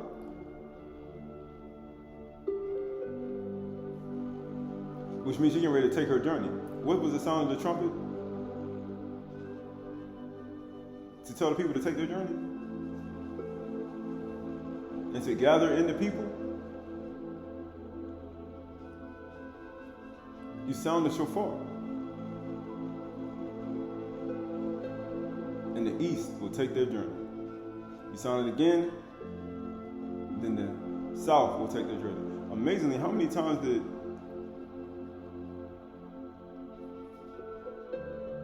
Eliezer repeat everything to you about his journey? 2 times. He said, we got to go now. It says, so they went away with Rebekah, their sister, and her nurse, and Abraham's servant and his men. And they brought Rebekah and said to her, O sister, you have become the thousands of 10,000s, and may your offspring possess the gate of those who hate him. Why? Because she's a virgin. She a young virgin. She going to produce children. Because that's what they do. And guess what they said? And Rebekah and her young women arose and rode on the camels and followed the man. People saying, why Yahushua said be fruitful and multiply? Why he says, I shall steadfast love to those who bear fruit, and I'll give them an inheritance. People saying, what type of fruit you got? He said, I espouse you to one husband. I present you a chaste virgin to Yahushua Mashiach. What do you think this woman's doing? I'm trying to present you something to him. Without spot or wrinkle. Or any such thing. And guess what it says? He said, rode on the camel and followed this man. Thus the servant took Rebekah and went his way. Now Yitzhak had returned from Beth-horon and was dwelling in Negeb. And Yitzhak went out to meditate in the field toward evening. And he lifted up his eyes. He was in the evening. And it says, verse 61. Then Rebekah and her young women arose. The young woman arose and rode on the camels and followed the man. Thus the servant took Rebekah and went his way.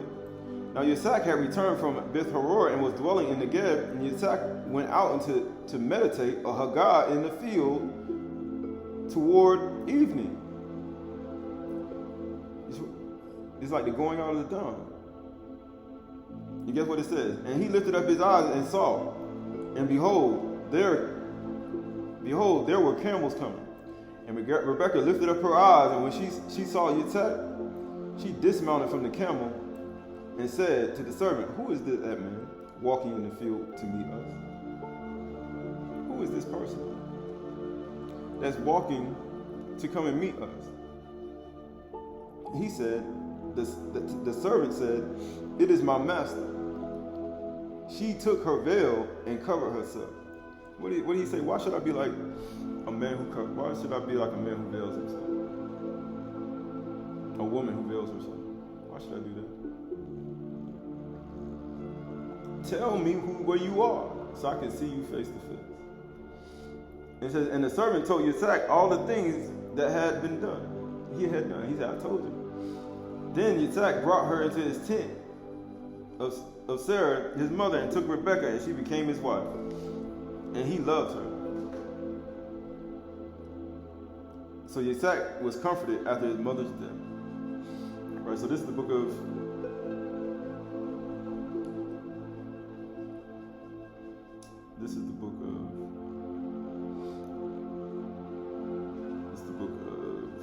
First Corinthians.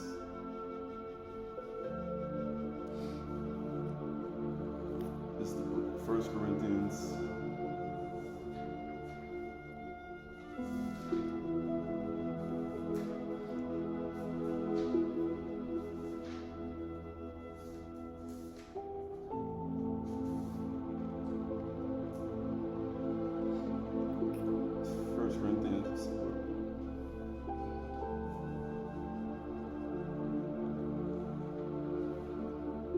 First Corinthians, 2 Corinthians chapter 5, verse 13.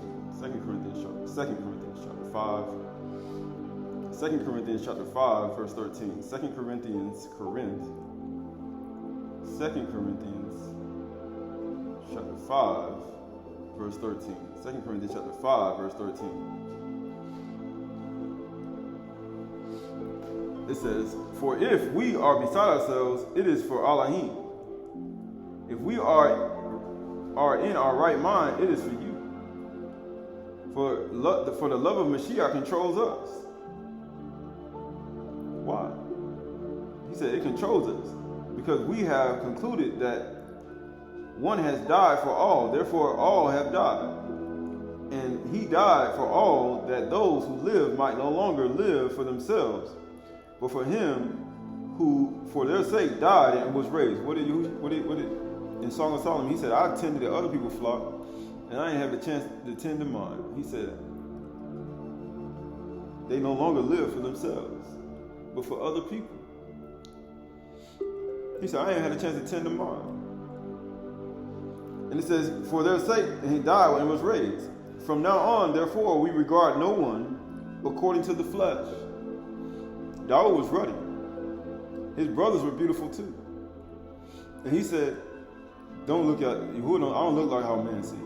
Man looks at the outward appearance, but Yahuwah looks at the heart. He said, don't look at me because I'm black, because the sun don't shine on me. Look at how I'm explained to you through your inward man. Understand my words. Even though we once regarded Mashiach according to the flesh, he was ruddy. He was black and comely and beautiful. His crown prospered. Nazar's crown was shining. When the woman poured the alabaster box, he was most beautiful and desirable. When he came to the kings and the chief priests, but they were looking at him like, who you think you is? This beautiful person who just kept Pesach, didn't have a lamb, you done killed, you've been talking about us for so long, now you in our presence and you think you look good. We finna pull that hair out. We finna pull that beard out. We finna punch you in the face. We finna make you ugly. He said, my mother's sons were mad at me, upset at me. They were hated me. They hated me without a cause because there was no unrighteousness in me.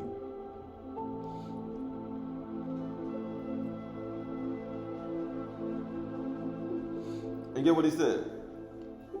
For him, for their sake, died and was raised. From now on, therefore, we regard no one according to the flesh. Even though we once regarded Mashiach according to the flesh, we regard him no longer. Therefore, if anyone is in Mashiach Yahusha, he is a new creation. Because inside of him, in him, is understanding. Because he's dark like the tents of Kedar. You can't see in it. The only way you're going to be able to see in that tent, you're going to have to go in it. You got to be in the tent. Because there's a lot of privacy in that tent.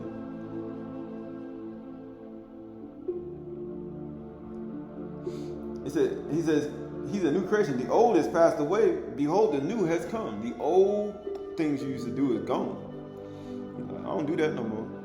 He said, I know. And you're a virgin to me. Yahushua, like, you're a virgin to me.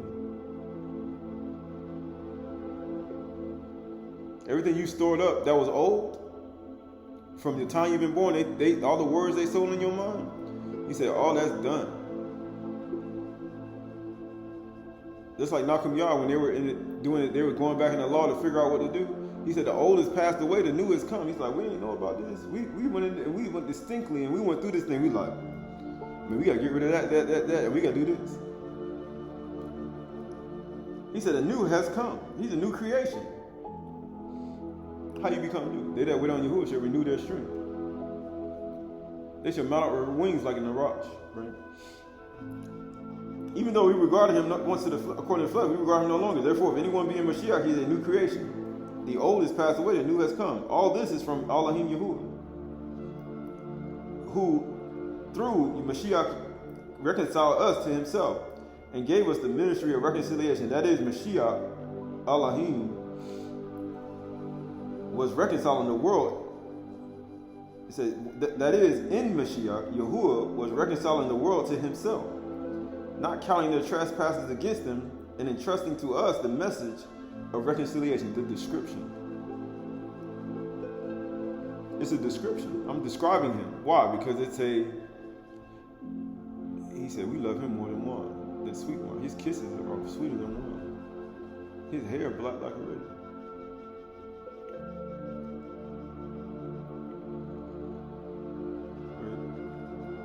And it says that is, let's say, here we go. Yeah, so then it says, right here, verse 20 says, therefore we are ambassadors of Mashiach. That's what Eleazar was. He was literally going out as an ambassador for Yitzhak to go bring him a virgin. He said, I espouse you to one husband that I may present you a chaste virgin to Yahushua Mashiach.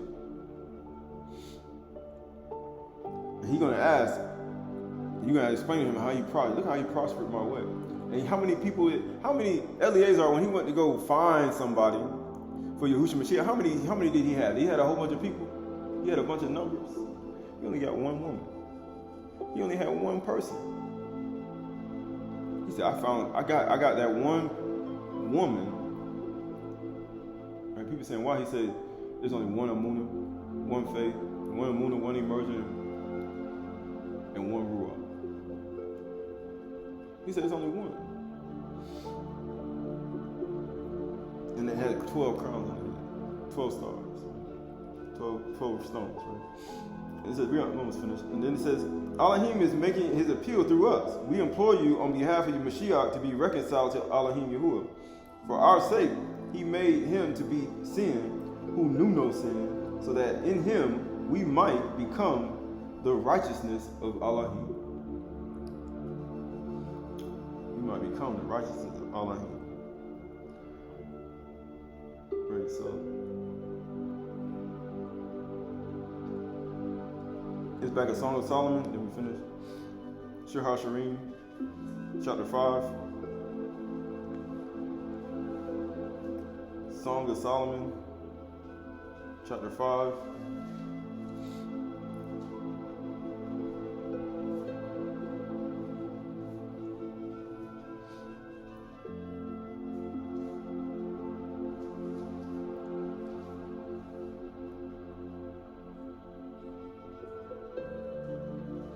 Actually, verse 6. Actually, Song of Solomon, verse 6. Verse 1. Song of Solomon 6 and 1. Where has your beloved gone, O most beautiful among women? He said, where he went. Where has your beloved turned that we may seek him with you? He said, where he went. What are your he said, why are you standing here gazing in the Shaby'ay in the book of Acts? For this same Mashiach whom you seen go up in this cloud, riding wings, ain't gonna come back in like manner. Where he went? He's in the Shaby'ay, sitting at the right hand of Yahuwah. Guess what happened? My beloved has gone down to his garden. Get what it says?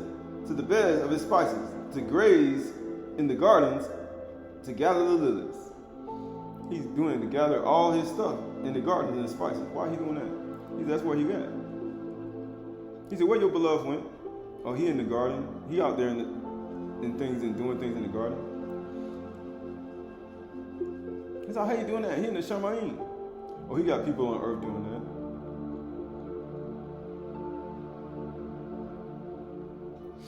And get what he said?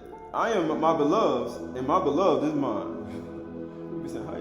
So you saying, why did they say this? Right? Hold on. Let me go over here right quick.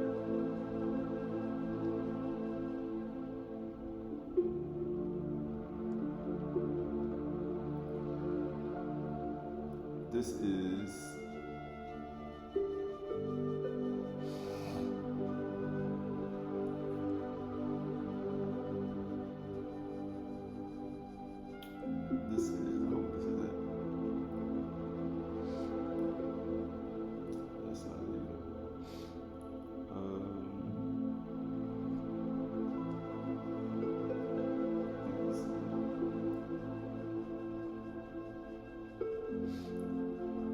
This is 1 Peter, Aleph Kaf, chapter 3, verse 1 Peter 3:14. 1 Peter 3:14.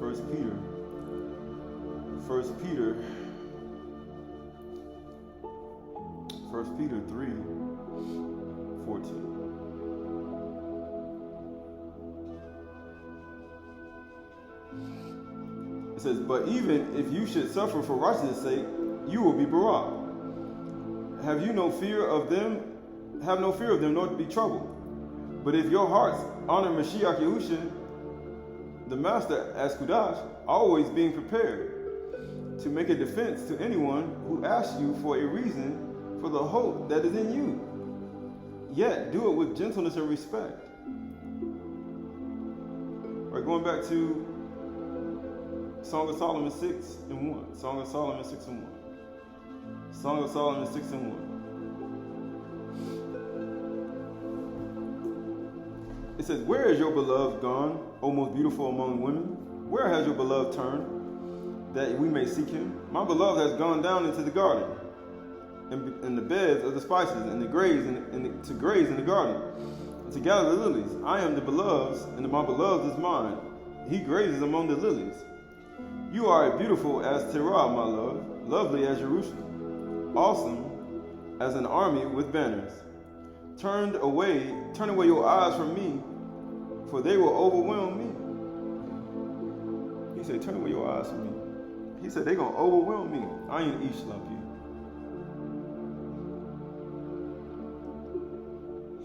And get what it says. Your hair is like the flocks of goats, leaping down the slopes of Gilead. Your teeth are like the flocks of ewes.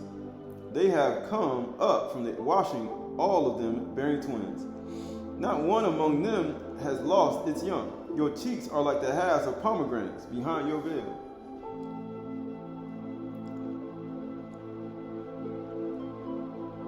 There are 60 queens and 80 concubines and virgins without number. Because you know virgins love this man. There are 60 malkas, 80 concubines, and virgins without number around you. O most desirable Yahushua Mashiach. He said, look at all these people. And he said, wow, the sons hate you because of that. My mother's sons, they all hate me. And he says, my dove, my perfect one, is the only one of her mother, pure to her who bore her. He the only one you weren't rejected. But you know what Yasharal did? He said, the stone with the builders rejected, he said they became the one the most desirable. He said the stone which the builders rejected became the most desirable of all the concubines, women, the malkas, the queens, and all the people, all the women. You get what it says? And the young women saw her and called her Barak. And the queens and the concubines also, they passed her. Who is this who looks down like the dawn, like the what? They saw this woman, this bride, they saw Jerusalem, and they said, who is this? Who is this bride, these 12 tribes, this bride who looks like the dawn? They look like the sun. Beautiful as the moon. Who's the moon? Female. The sun is, Shamash is the moon. The Shamash is what? The greater light. The moon is the lesser light. Who is these people? Both male and female. Who is this? Who is this city with these people? And it says, beautiful as the moon, bright as the sun, awesome as an army with banners. They looked like an army. It says, and I went down to the nut orchard and looked at the blossoms of the valley and see whether the vines had budded, whether the pomegranates were in bloom. Before I was aware, my desire set me among the chariots of my kinsmen, a prince. Return, O Shulamite, return, that we may look upon you. Why should you look upon the Shulamite and upon the dance before two armies? Right, this verse 7, this is the last thing. How beautiful are your feet in sandals, O noble daughters, huh? Who he gonna bring back in 7 channels on sandals? In the book of Yeshayahu chapter 11. Your round thighs are like jewels, and your work of a master's hand. Your navel is a round bowl that never lacks mixed wine. Your belly is a heap of wheat encircled with lilies. Your breasts are like 2 fat fawns, twins of a gazelle. Your neck is like the ivory tower. Huh? Your eyes are pools in Heshbon. In the gate of Bath-harim, your nose is like the tower of Lebanon, which looks at Damascus. Your head crowns like Carmel. Huh? Your locks, your hair will prosper, and it will produce. Your head crowns like Carmel, and your flowing locks like purple.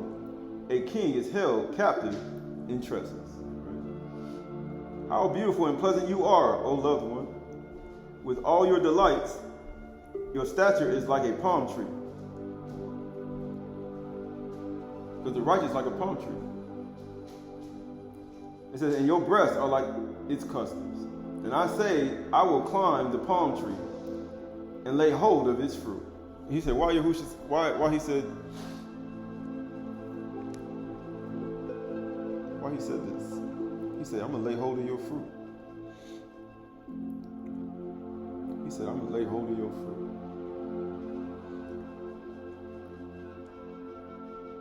I'm going to I'm going to lay hold of your foot. Right? So this is the book of Proverbs chapter 8. Actually, Proverbs chapter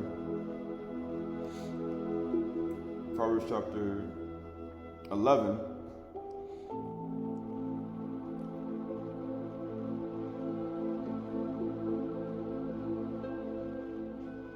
Proverbs chapter 11, verse 30. The fruit of righteousness is the tree of life. The fruit of righteousness is the tree of life.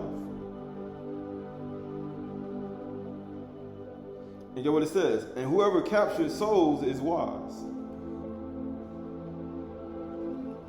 The righteous is repaid on the earth. How much more the wicked and the sinner?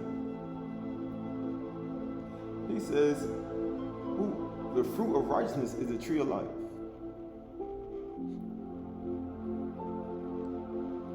Right, so this is the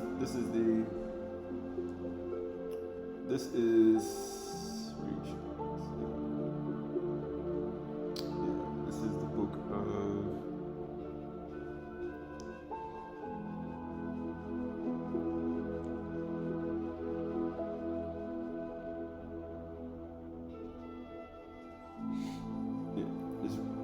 book of Psalm 72 and 5. May they fear you while the sun endures. Huh? Isn't that what he just said? You like the sun. They said, who is this like the sun? And as long as the moon throughout all generations. Just like the fourth day of creation. He said, you sound, they said, who is this like the sun and the moon? In the Song of Solomon. And it says, may he be like the rain that falls on the mowing grass, like showers that water the earth. In his days, may the righteous flourish. May the righteous flourish, and peace abound, till the moon be no more. Until the month is over. What month we in? The 7th month. It says, and may he have dominion from sea to sea, and from rivers end of the earth. May desert tribes bow down before him, and his enemies lick dust. Right? So that's what he said in the book of Psalms. He said all his enemies will be put to shame, but his crown, his nazar, his locks are going to prosper. How you say, or soup, they're going to produce. Right, this is the last thing. Right, this is the last thing. Last thing. This is the last thing.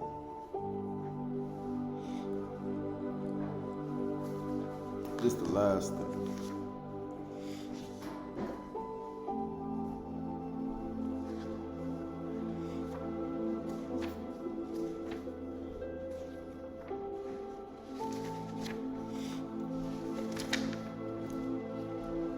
Last thing.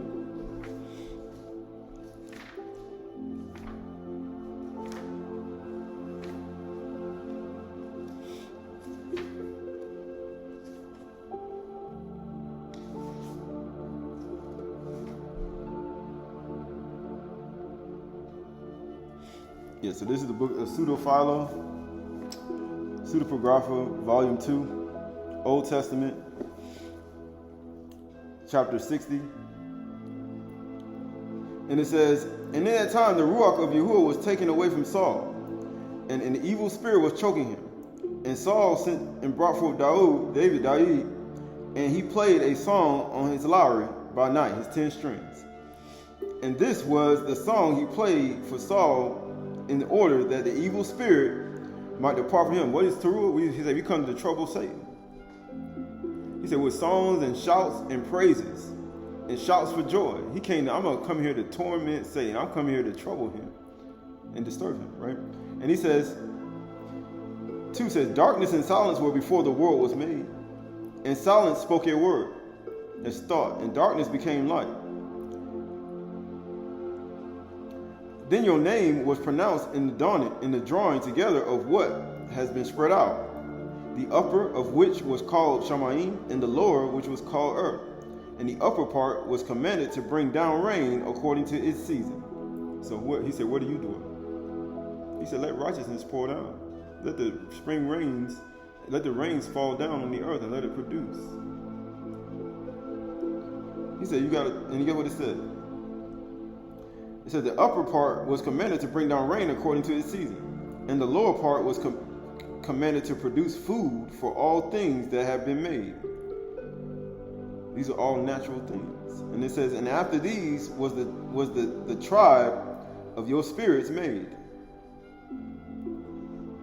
And now do not be troublesome as one created on the second day, but if not, remember the tolerance where you walk. Or it is not enough for you to hear that, though what resounds before you I sing to many. He said, I'm a resounding Taruah. I'm a resounding Taruah. I'm resounding it to you again. And guess what he said? And get what he said? Or do you not remember? And this is a memorial of remembrance, Zikrun. Do you not remember that you were created from a resounding echo in chaos? But let the new womb from which I was born rebuke you, from which after time one born from my loins will rule over you. He said, one born from my loins is going to rule over you. For it's evident, Yahushua Mashiach sprang out of Yehuda.